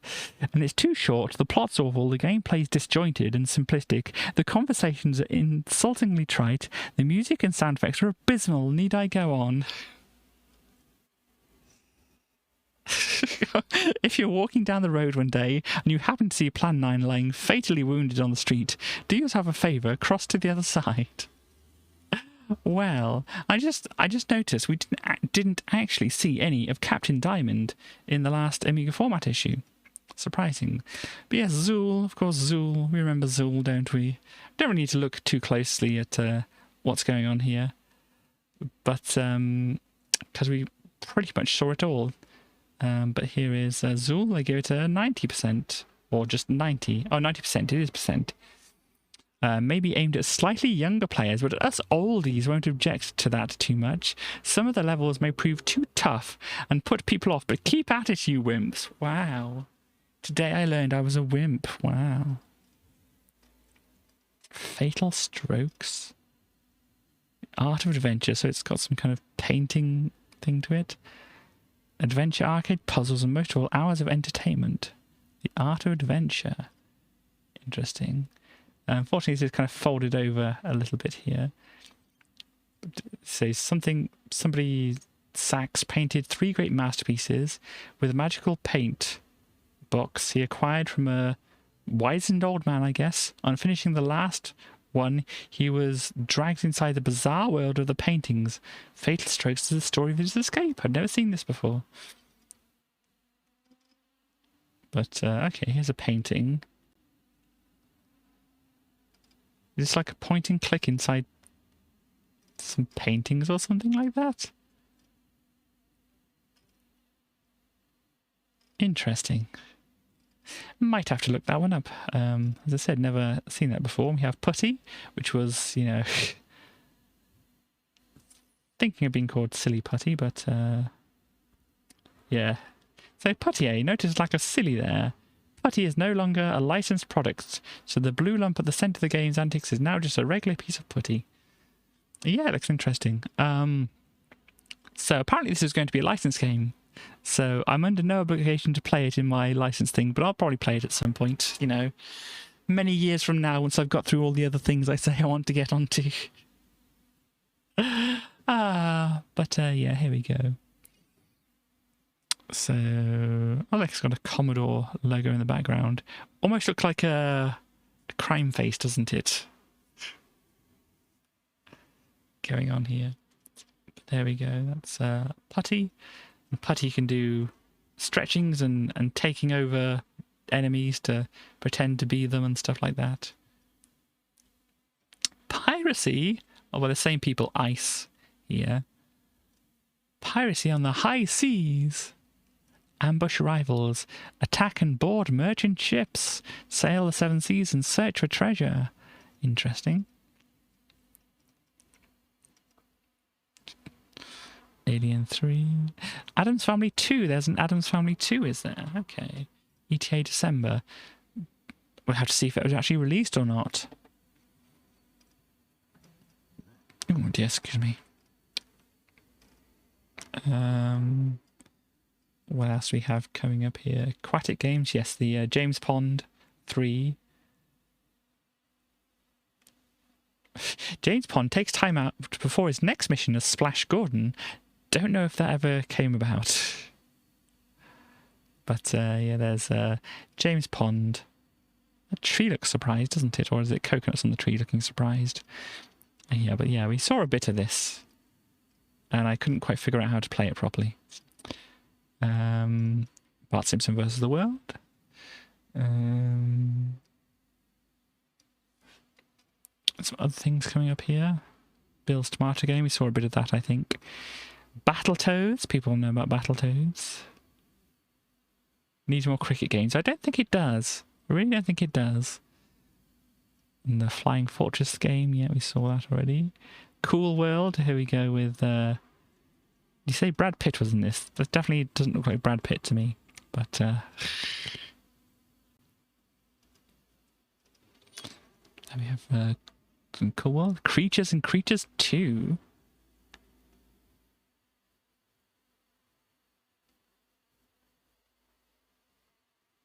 Okay, so it's a conversion of the Commodore 64 title, so that's what Creatures is.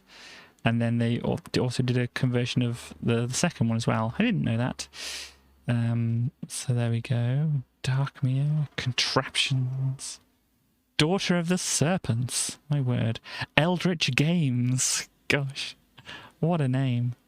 Full screen RPG from Hound of Shadow team. What? Not to be confused with the now defunct Eldritch the Cat. Daughter of the Serpent, set in the 1920s and takes place in Alexandria, Egypt. The story opens with a person stabbing a mysterious Turk and consequently unfolds one of 6 different ways depending on the character chosen by the player.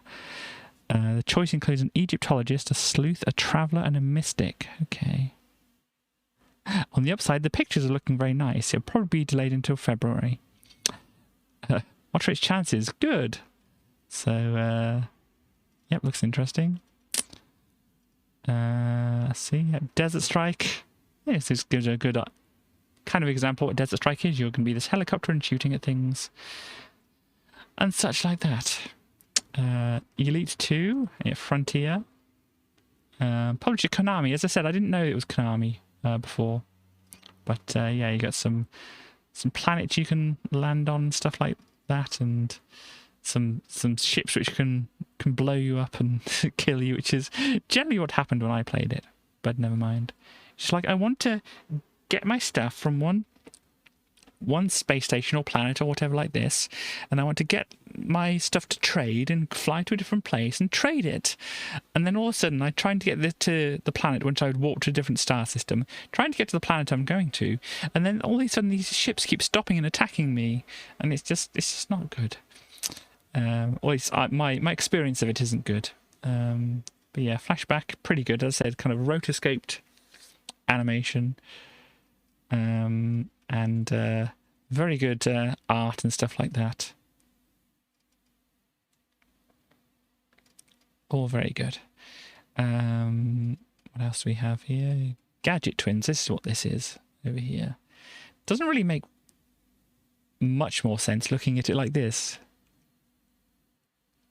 Oh, is it some kind of like shoot 'em up thing? Where you're controlling these two and you get these different gadgets to use against the enemies? Interesting.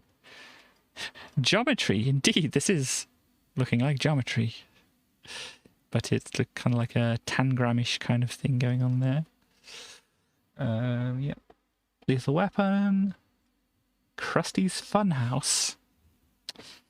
Did I see that before? I don't know. If I didn't see it before, another one to add. If it got released. MC Kids. Yeah, this is the McDonald's one. Does it even mention McDonald's here at all, though? Oh, no, it does mention McDonald's. There we go.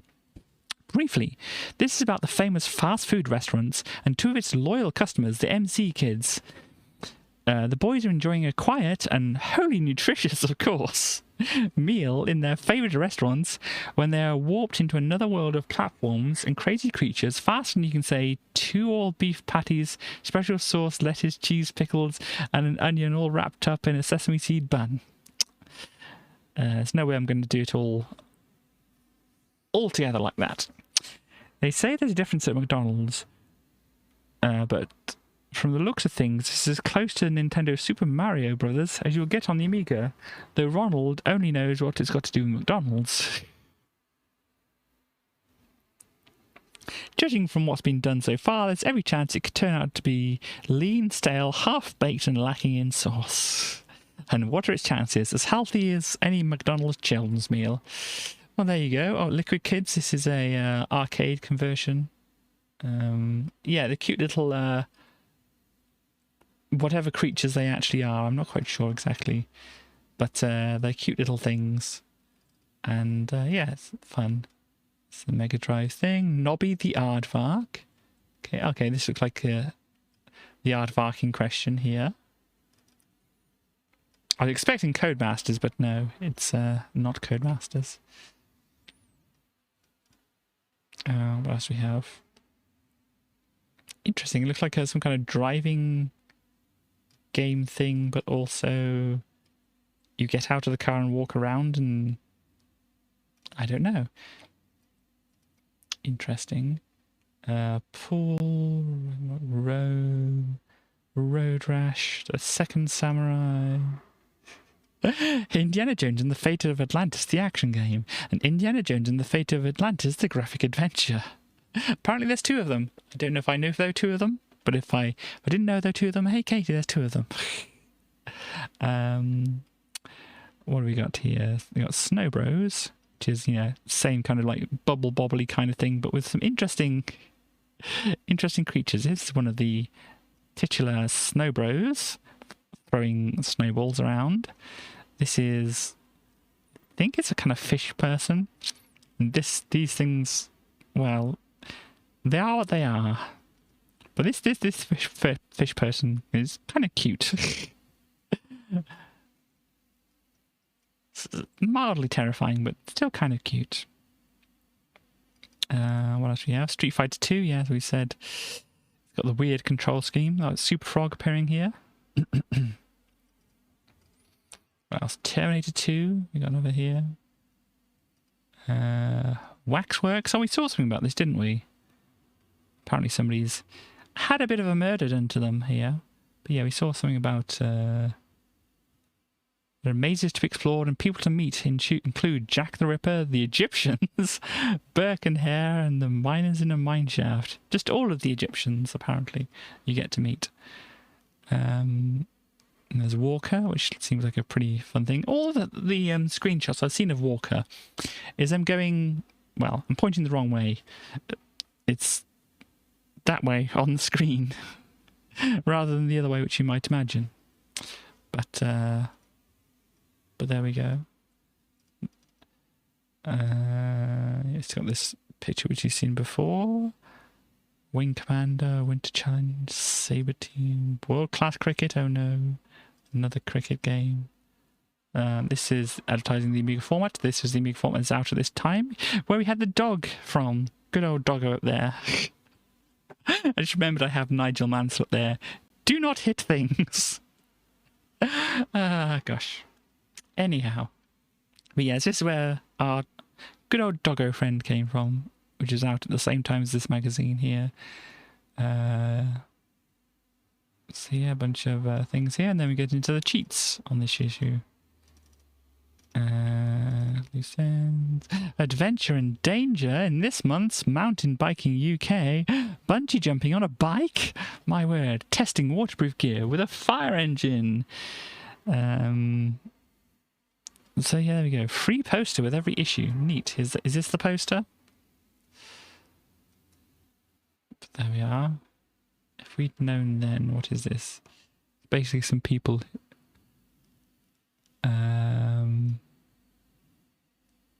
I don't know. Top development team, ARC Development, have handled their mixed bag of conversions and licensed project any differently. Okay, what do? They did a Predator 2 one. Okay, apparently these are all, well, no, licensed and conversions, so they're not all tie-in games, but Predator 2 definitely seems like it's going to be. R-Type 2, okay, here we go. Include everything in the arcade version, although we'd make it faster if we did it now. There's lots to it, lots happening at the same time, especially level 3. Yeah, the background scrolling going on, plus some parallax, whatever. It could have been done any other way, or it couldn't have been done any other way. Apart from being a bit slow, we're chuffed with it. So they also did this Simpsons game, the Bart versus the Space Mutants. They said it was fine, but a lot of people complained that it was too much like the Nintendo version. If it's a conversion, then it's supposed to be. Anyhow, and as such was fairly boring. If we did it again, we'd take note of those criticisms. At the time, we thought it was quite neat. Some of the puzzles in there were good. We definitely do the graphics differently, though. One problem we had with the conversion was there were a lot of cheat modes and warps we simply didn't know about. Oh, right. From the original, there were cheats and warps that... Okay. But the biggest problem was Matt Groening himself. He was complaining about minor sprite details, the highlight on this character's foot and so on. Every single frame of the intro was photographed and sent over to him. He stuck tracing paper over them, redrew them how he wanted them, and sent them back, and tiny lines had moved. It's okay, though. Yeah... Well, there we go. An MC Kids. Okay. It's a straight conversion from the Nintendo. So we have no particular control over this one. It's okay. Oh, gosh. Before it's even out, the actual makers of the game are like, it's all right. Oh, dear. And they're wanting to do CD things as well. There we go. Oh, California Games. We saw a bit of this. I think I was playing the Lynx version of it, weren't I? Or wasn't I? They catch 'em. Okay. Castle of Dr. Brain. Interesting.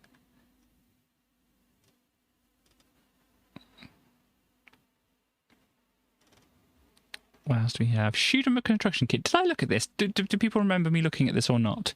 Because obviously it's been brought up a few times in some things that, oh, this was a shoot 'em a construction kit game, and this was a shoot 'em a construction kit game. But did I actually show it or not? I can't remember. If anybody else remembers. But 85%, but this one, Narc only gets 17%. $7.99. I wouldn't even pay a tenner for it. I think you looked at it. Okay, so people have an idea of what this is. Basically, it's a shoot 'em up construction kit.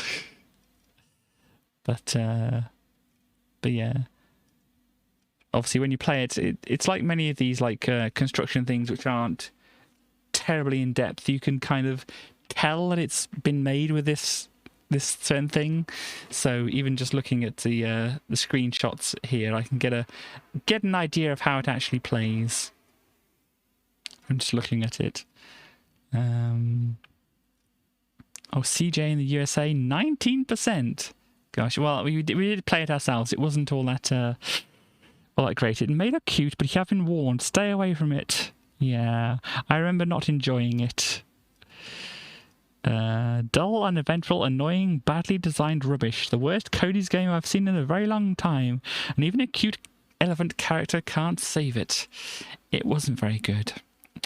Mega Sports. Why is it in black and white? Is it supposed to be in black and white?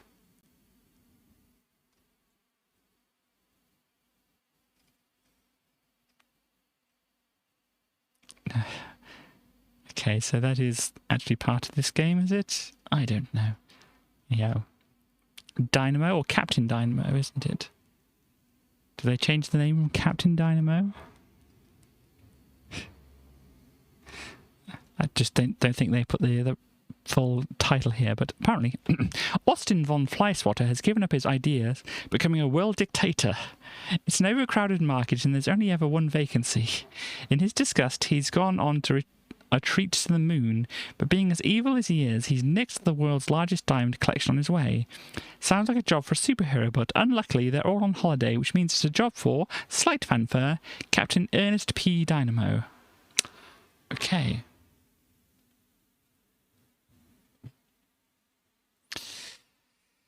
So there we go, that is that. Soccer pinball, indeed.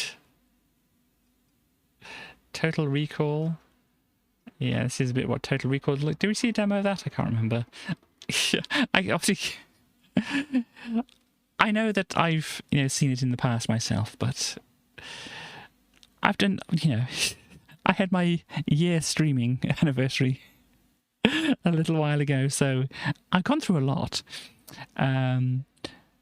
Sort of game you've seen before, you're probably hoping you wouldn't have to see again. Quite nice graphics though, oh dear. Are you Britain's best games player? We saw that before, didn't we? Just have to go to a place and do things. Good old Bart over there. What's on PD here? Just shows you don't need new ideas if your gameplay is up to scratch.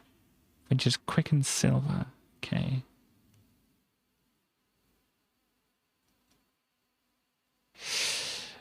Can't really tell what that is.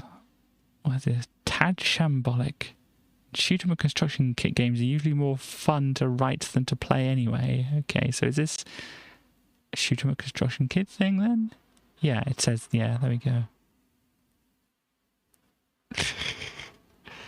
Anyhow.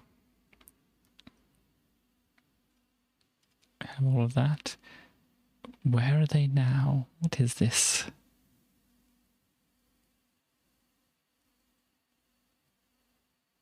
I don't recognise any of these games.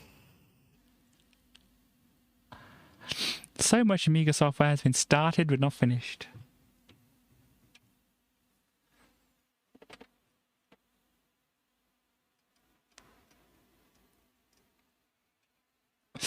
The very average Die Hard on the PC, never to appear on the Amiga.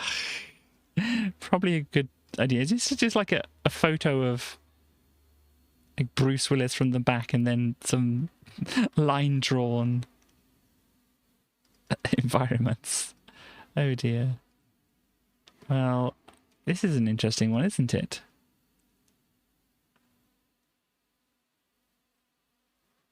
That is quite the look of some kind of thing you probably shoot at. Edu. Billy the Kid. Dick Special. Originally supposed to be out in 1988. Somebody from Indeed. So there we go.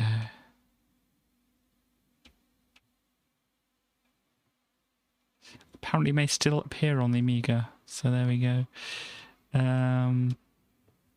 What else? Infection, I'm sure I saw this before. Infection became Spot and lost a lot in the process. Oh, right, so it was... I'm sure I saw Infection before. I mean, didn't we have a demo of this? But then it became Spot, as in Cool Spot. Not the Cool Spot game, but the Spot from Cool Spot. Which was obviously a game similar to it. Interesting. Of course, moody and atmospheric David Whittaker soundtrack. Inspired by Essex Express's coma. Okay. But yeah, I'm sure I remember seeing... I'm actually having played this as a demo.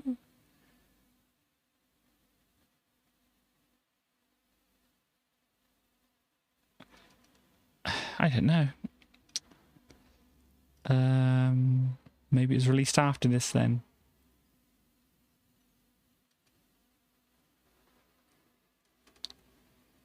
So there we go. Splash Gordon. Is that the James Pond?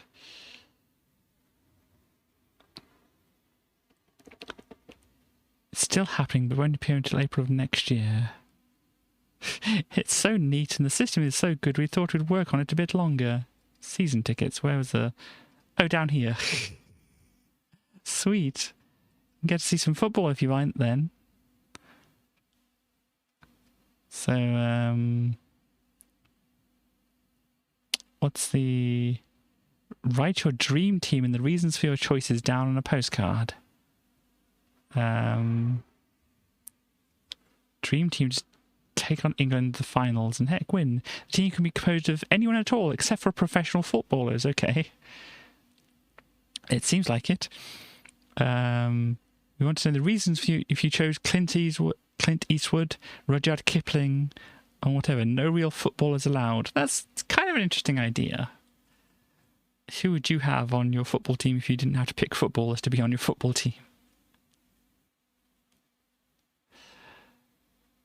But yeah, there we go. You could go to this place and watch some football if you really wanted to. If you were to go back in time.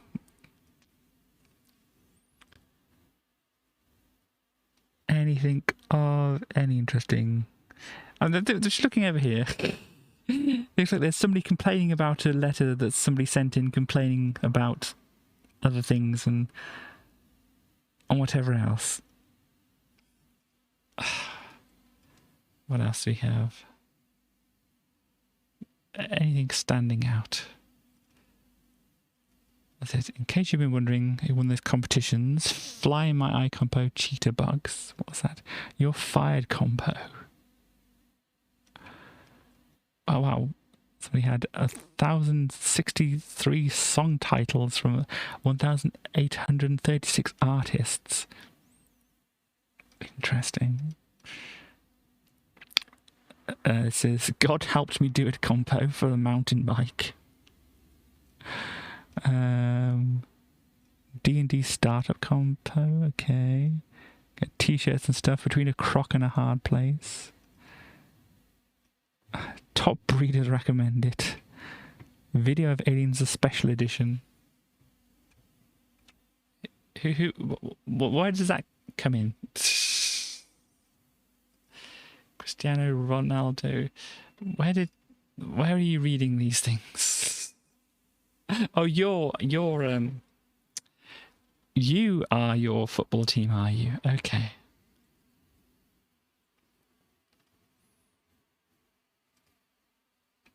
Okay.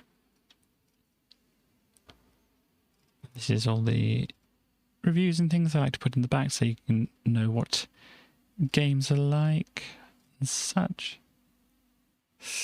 Are they footballers? Because you're not allowed to have footballers. It's said in the rules. Okay. Putty in the style of Sam Peckinpah. Who is that? Splatter scene. Okay, so you got, putty, which normally looks a bit like this.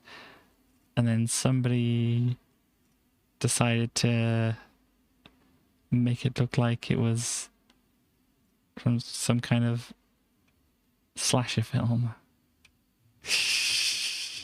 And apparently, Oscar the Grouch is driving a taxi, so there we go. And there's the Curse of Enchantia thing there.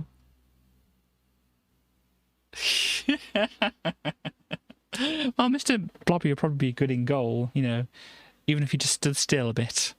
Went blobby, blobby, blobby around. It'd stop a few balls, I'm sure. Okay. Do we have enough time? I don't know if we have enough time. You take Tracy. I don't know if Tracy would be a good footballist. Is that what you call them?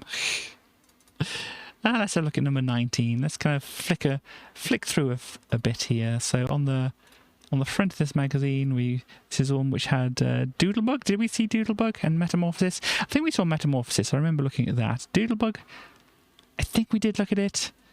So yeah, I think that disc worked okay. I know some of the discs didn't actually work very well, but yep, Lemmings 2 appearing on here. Some Lethal Weapon down there. What do they say down here? Competition. If Amiga Power team were famous movie stars, who would they be? Okay. Well, there we are. We have those. A new Amiga 600, so that's what was appearing there. New Amiga bundles. Oh yeah, we saw these before. We know about those. So this Motorhead thing is just going to be like a game coming out. And yeah, definitely something I'll have to see at some point. Free membership to James Pond Secret Service. A James Pond Club? Wow. This time we want you to come up with a sentence of no more than 20 words, including as many crap fish gags as possible. Oh gosh. Well, that's an interesting challenge, isn't it? Definitely can't think of anything at the moment.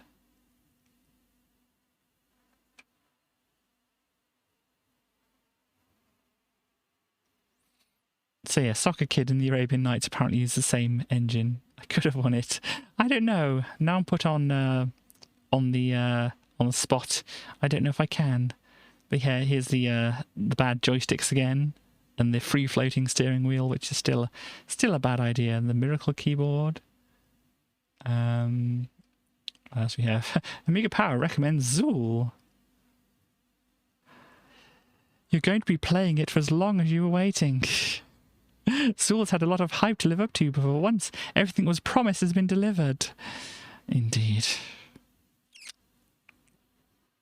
Sonic the Hedgehog, Schmonic the Hedgehog, we say.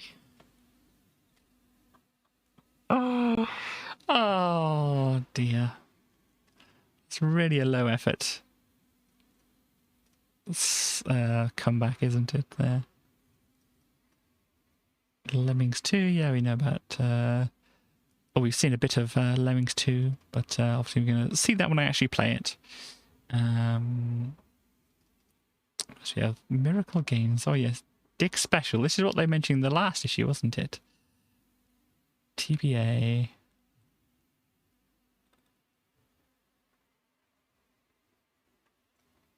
So, I don't know.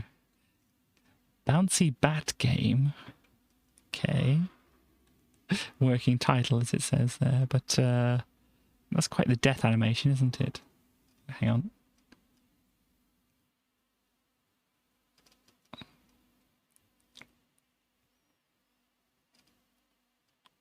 Okay. Sorry.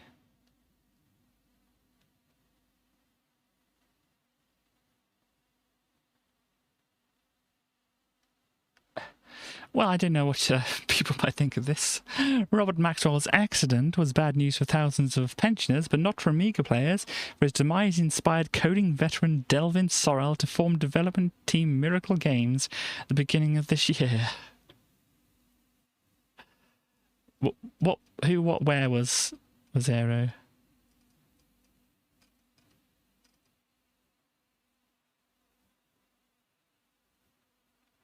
You'll have to point it out a bit.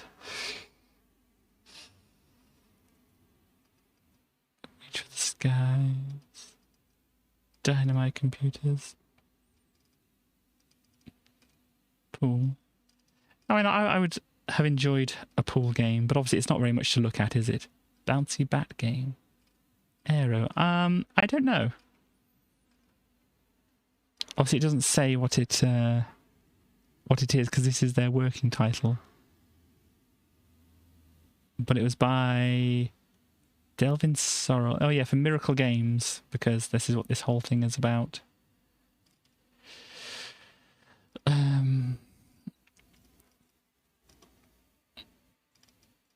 There we go, that's the Doodlebug thing. Bat 2, yeah, we saw some of that before, I think. It's interesting. This is slightly weird, but useful maybe, having a phone embedded in your wrist maybe. Assassin. It's a pretty neat skull right here. Oh, they're doing some magic kind of thing here. Interestingly.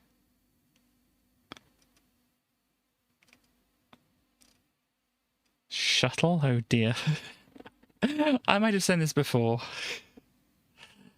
But with flight sims I have enough trouble. Just look at this. And this face here doesn't look very happy, does it?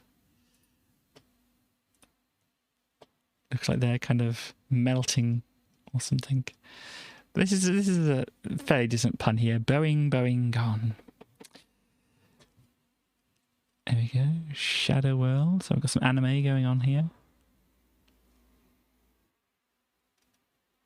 Sequel to Shadowlands. There we go. Aquatic Games, the James Pond thing, which we saw. The one was the running thing, which I couldn't figure out. Though it didn't look like that, did it? There were more hills in the game that I was playing. I don't know, I can't remember. Saber Team. Certainly some stuff going on. This Curse of Enchantia, which might be an interesting thing to look at, as I said. She adores it! Sega Power. Abigail Hampson, 17. From Camden. Look at those trousers, though. Or leggings. They're amazing, aren't they? Where can I get leggings like that?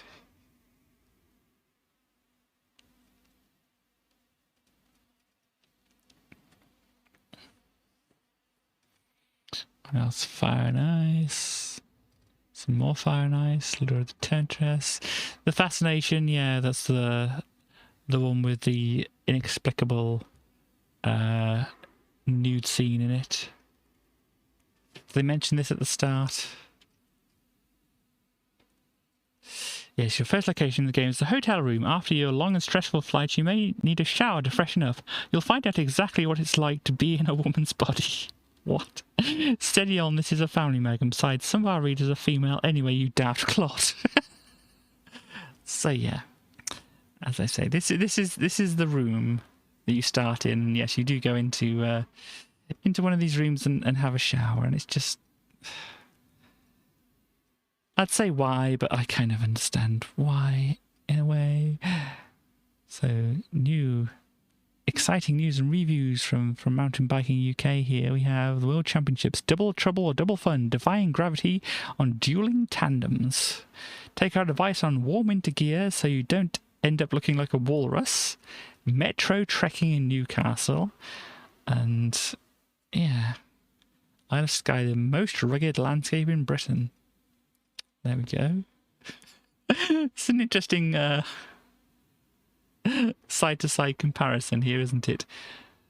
And it's like they hardly even bothered to make an advert here. It's just like they got here on sale October the 8th at the top here, and they just put the front page of the magazine just in the book, even including the barcode. It's just, yeah, just put the front page of the magazine in there. But yeah, this is a good like juxtaposition here. So we have future entertainment show going on here. We've got some Sega, Psygnosis here, Nintendo over here, Ocean Acclaim, Amiga Power will be over here somewhere. And yeah, so there we go. My word. So what I can find in a brief search, bouncy bad game never released but reminds me of Air of the Acrobat. Okay, cool. So yeah, just like this is what my brain is like all the time. Cool. So this is what my brain is like all the time. This is just like just you know, where did they get this picture of me? There we go. The same thing as we saw this in the last issue. That's why it's the same page up again, isn't it? Mindscape not successful just by accident. Okay, well, that's the degeneration game there. And Battletoads over here. Sim Life, which is, as I said, looked like an interesting kind of thing. And that was the Maxis, yeah. Of course, because it's Sim something, it's going to mostly be Maxis. Super Player. What's going on over here?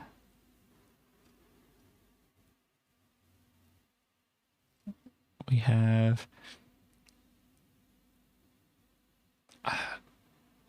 I would say like Zelda and Mega Man, but I don't think it is Zelda and Mega Man.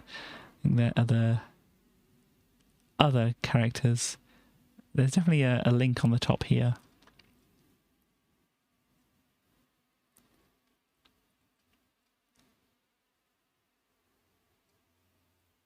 Or is it? Because it doesn't look like people from Street Fighter 2 either, so I don't know who these characters are on the front there. Locomotion. I thought this was like the same game here. Locomotion Treasures of the Savage Frontier. That's a heck of a subtitle. But no, it's two different games. They didn't really think very much of Treasures of the Savage Frontier, though. Just goes to show that even if you've tried and tested formula, it'll eventually go stale. There we go. Red Zone. These people have interesting shaped heads. Broom, smash, bang. A new bike crash simulator from Psygnosis. There we go. Yeah, definitely we'll have to look at this Fatal Strikes game. It seems interesting. Match of the day. GemX. Yeah, that's another game that I'll need to play as well because it's pretty neat. Seymour Goes to Hollywood. What do they think? It seems you can't go wrong with Cody's puzzly platform games, and here's another. Not as good as the best Dizzy games, though. I know, it's not awful. We have Dizzy Prince of the Yoke Folk over here as well. Dizzy, the most excellent adventure yet. A must-buy for any Dizzy heads out there who don't already own it. But when is the Dizzy construction kit coming out? You can't tell me it doesn't already exist. Well, I think there's actually a PC bit of software which actually is similar to that. Lost Treasures of Infocom. So yeah, it's got some things in here, which this is another thing that I've got down on my list I want to look at, because it's got like the Zork games, the Hitchhiker's Guide to the Galaxy games, and some other things in there as well, which seem like, you know, it'd be neat to play them. Obviously text-based adventures, but I think we can manage text-based adventures on the channel. So what else do we have? Magic Worlds. Is somebody like, is that asleep or dead? No, it's definitely dead. I think. Here we have a knife here. Looks like they've been stabbed around about here. These. That's definitely a look to things there. Read it, Megan. Indeed. Oh gosh. I think we've seen these before, but it's always entertaining to see like knockoff Sonics and things like that. Got Hellzone. I think this is Hellzone down here. Glassback is this here. Dr. Mario. Oh yeah, we saw this before in one of the other magazines, didn't we? As I said, don't think Nintendo would have been very happy about it. Cybernetics. Indeed. It says, it can happen, and it has! Finally, a PT game, alright shareware, but still darn cheap. That I can wholeheartedly say is better than a lot of commercial stuff that's available. Indeed. In fact, it's so good it had me on the phone ringing around all the other Amiga experts I know. Just Amiga experts, that's a thought in itself, isn't it? Check it wasn't a pirated game from Germany or somewhere, but no, joy of joys, it was kosher. Oh, it was a kosher, okay. Okay, it was a kosher, New Zealand-written slice of freely distributable software. My life has meaning once more. Fine. There we go. What games do we have over here? We have Paul Doodlebug, Bat Assassin, most favourable, Rome AD, not as favourable, Shuttle, not good, what's it say? Not my kind of thing at all. All right if you like knobs. Some people might enjoy that. Shadow Worlds, slow and more boring. Aquatic Games, sad excuse for a computer game. Who is this at the bottom here? Les Ellis. Saber Team and Enchantia. They liked Enchantia though, so there we go. A Day in a Lotus. It's a shame this is a competition from a thing that's like 30 years ago, but you could have won A Day in a Lotus, the ultimate drive. Two lucky winners and their pals, a chance to visit the Lotus factory and go on the test track in either an Elan or an Esprit. This time it's not on your Amiga, it's the real thing. So there we go.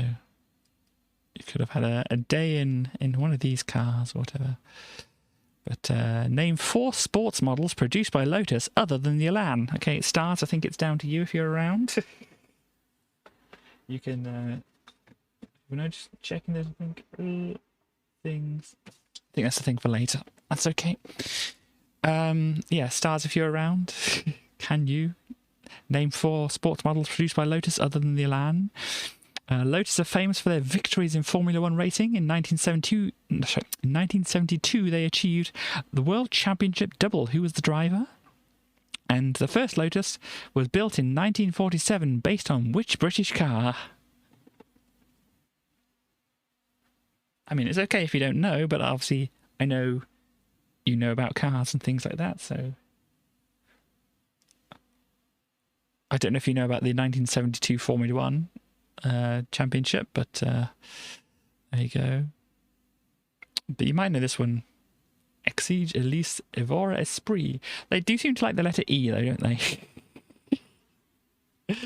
But, so yeah, what's his first Lotus was built then? What British car was it based on, if you know about that one? Has the Amiga been pushed to its limits? You don't know that one. Ah. I would think not. It's built by Commodore and partners to become a very powerful brand name in the home computer field. You cannot dispute that Amiga is a strong and successful brand name. Commodore have to capitalize on that by doing what they are doing, and that's making a range of Amiga machines to suit as many pockets as they feel fit. If it had been left at just the Amiga 500, then its legs would have been a bit creaky, but because Commodore have expanded out quite rightly, its legs are well oiled and fighting fit. That's okay. When the best programmers were working on the Commodore 64, they nearly pushed it to its limits, but then they all upgraded to the Amiga, and now they're moving to the PC or consoles, so I don't think the Amiga will get pushed anymore. I've been very impressed with some technically very adept stuff lately, such as Project X Wing Commander. So Wing Commander on the Amiga is going to be pushing as much as anyone else has ever done.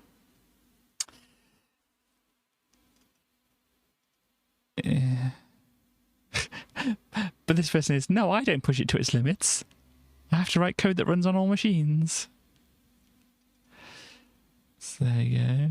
This is the person who wrote or did the conversion for Rainbow Islands. In certain directions, certainly. The amount of stuff you can throw around on the screen, as far as arcade games are concerned, Turrican 2 and Project X are throwing around as much as you can. On the creative side, there's plenty of scope, of course. On the creative side, there's plenty of scope for everything. Well, this is the person from Ocean, isn't it? I don't think so. The problem is, as new and more technically advanced hardware comes out, there's no need to push it. The Spectrum was pushed because there was very little competition. Now you just swap over to another machine, so maybe the challenge isn't there anymore to do that. I mean, it's kind of the same today. You just kind of keep buying more, upgraded graphics cards and processors and things like this. So what does Peter Molyneux think? In its present form, I think it has. An awful lot of games are 1 meg only, and that's pushed things a bit further. There are a lot of people starting to look at other machines and saying, why do we push Amiga to its limits when we can do all these things much easier on other machines?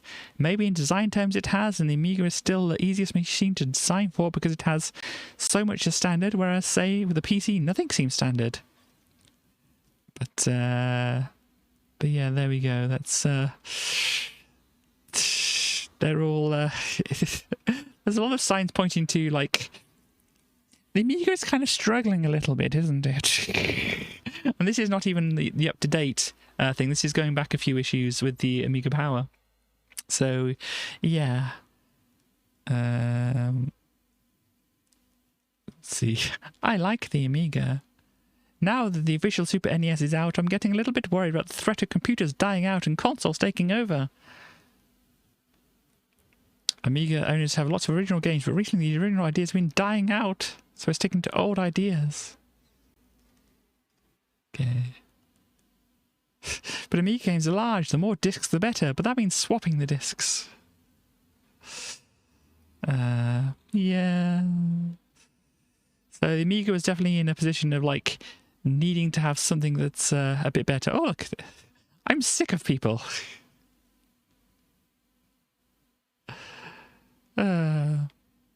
What is this? Okay, so they're complaining about games being more expensive. I'm sick of people saying £25-30 is dear for a game. Come on. Gosh. You misled me with this title. I thought this was going to be a person who's like, I'm going to become a hermit. but no.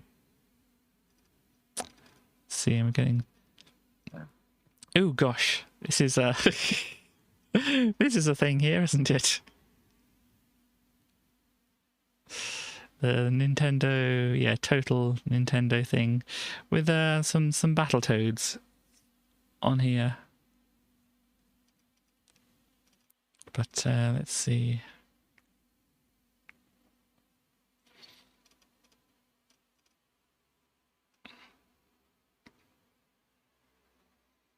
Wait a minute. Teeth. Wait a minute. They did this, didn't they? On one of the cover discs or something like this. Central Soccer style of Bulldog Blighty. Cannon Fodder. And they did this before, didn't they? Or they did this in the future. I don't know. Maybe it was just a picture and I don't know. I can't remember.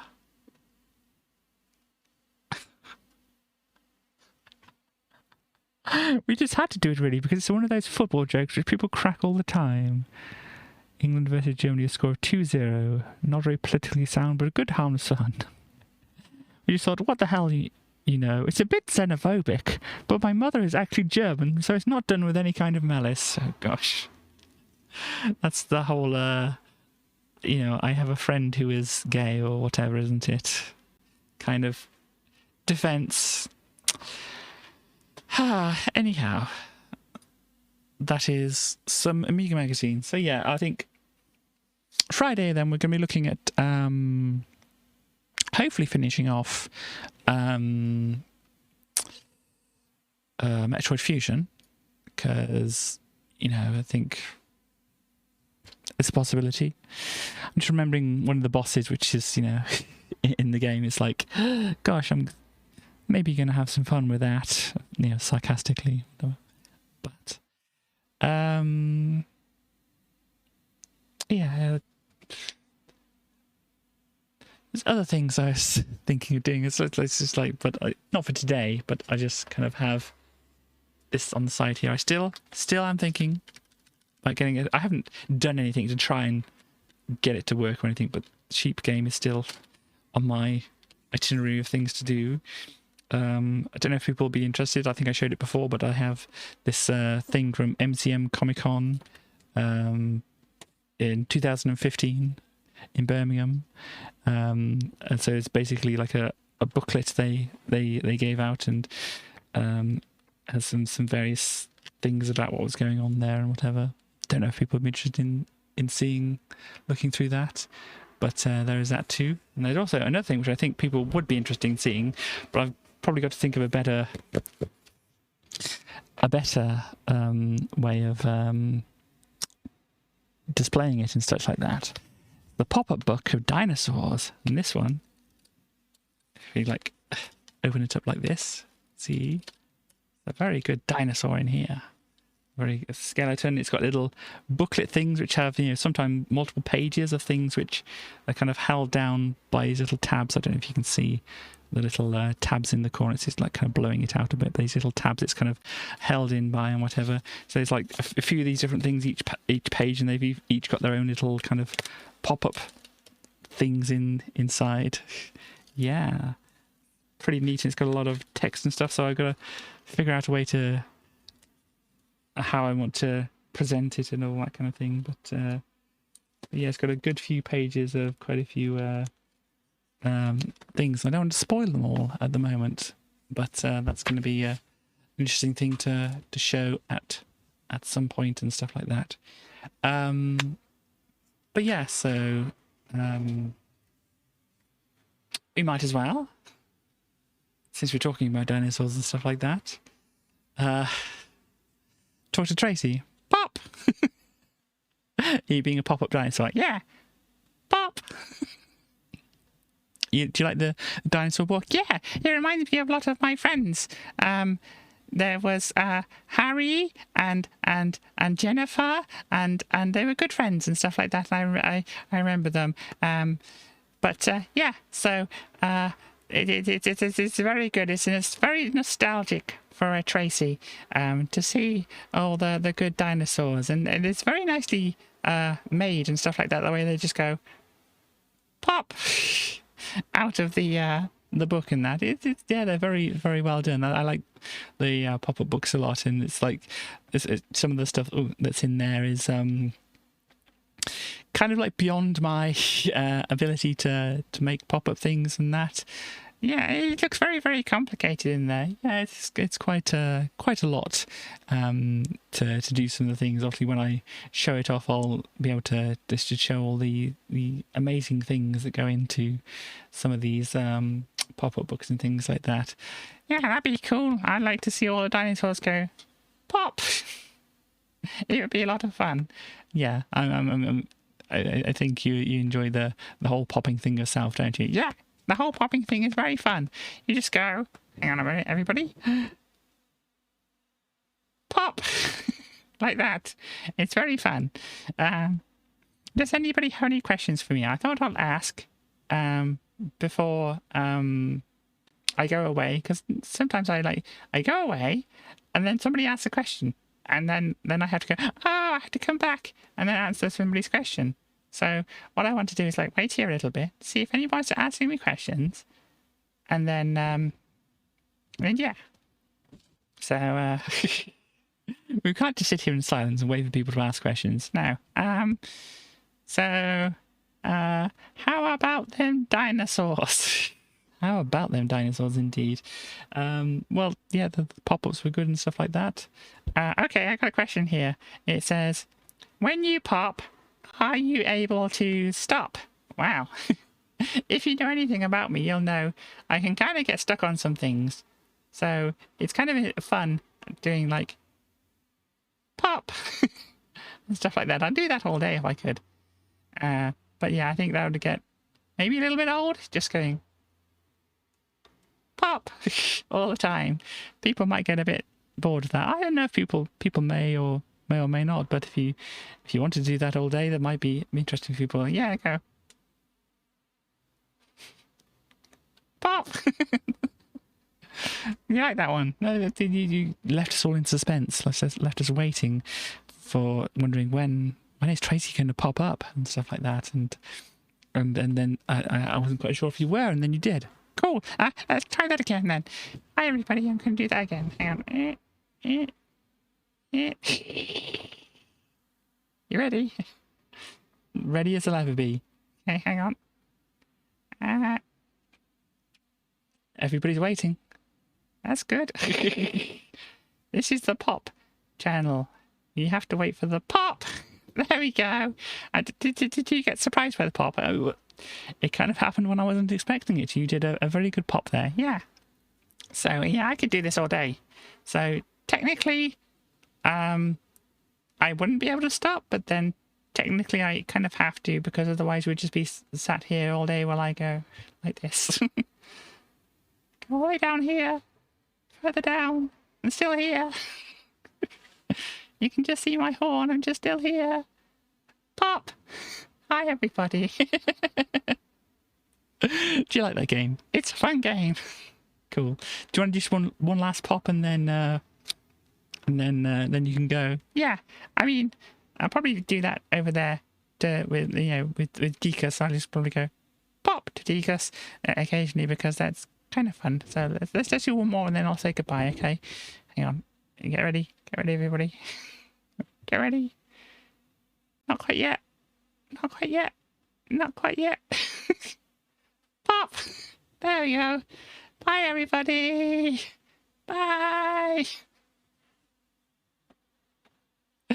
I think, right, we have a request here. Can we have So Would You Remain as the ending song? I kind of obviously mentioned it earlier. I can find that on here. So which one is it from? It's this one here, I think. So yeah, certainly we can have that as the ending song. And yeah, before I go, let me just make a note or whatever here to say, please, if you're not already, please follow these other wonderful people. We should have maybe stars appearing tomorrow with some car driving, some Forza. And yeah, there's all that. And Thursday, yes. Sorry, I was getting myself confused then. Thursday, yes. Makes sense. And then I should be back on Friday. But please look at what these other people are doing as well. I have managed to put your YouTube link in there, West. So that should link to just your channel. And then people can obviously find videos and things from there.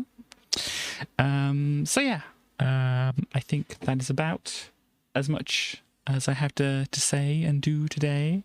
So obviously please join on Friday for when I'm going to be looking at the rest of, or maybe the rest of Metroid Fusion and such like that. But otherwise, for now, thank you very much for coming by and such like that. And of course, as usual, I shall see you next time. Bye bye, everybody. Bye bye.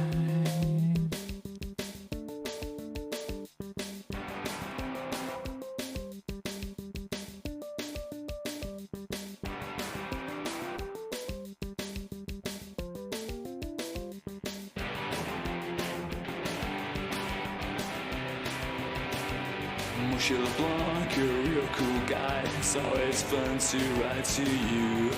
Can we get together someday? I'm sure that it'll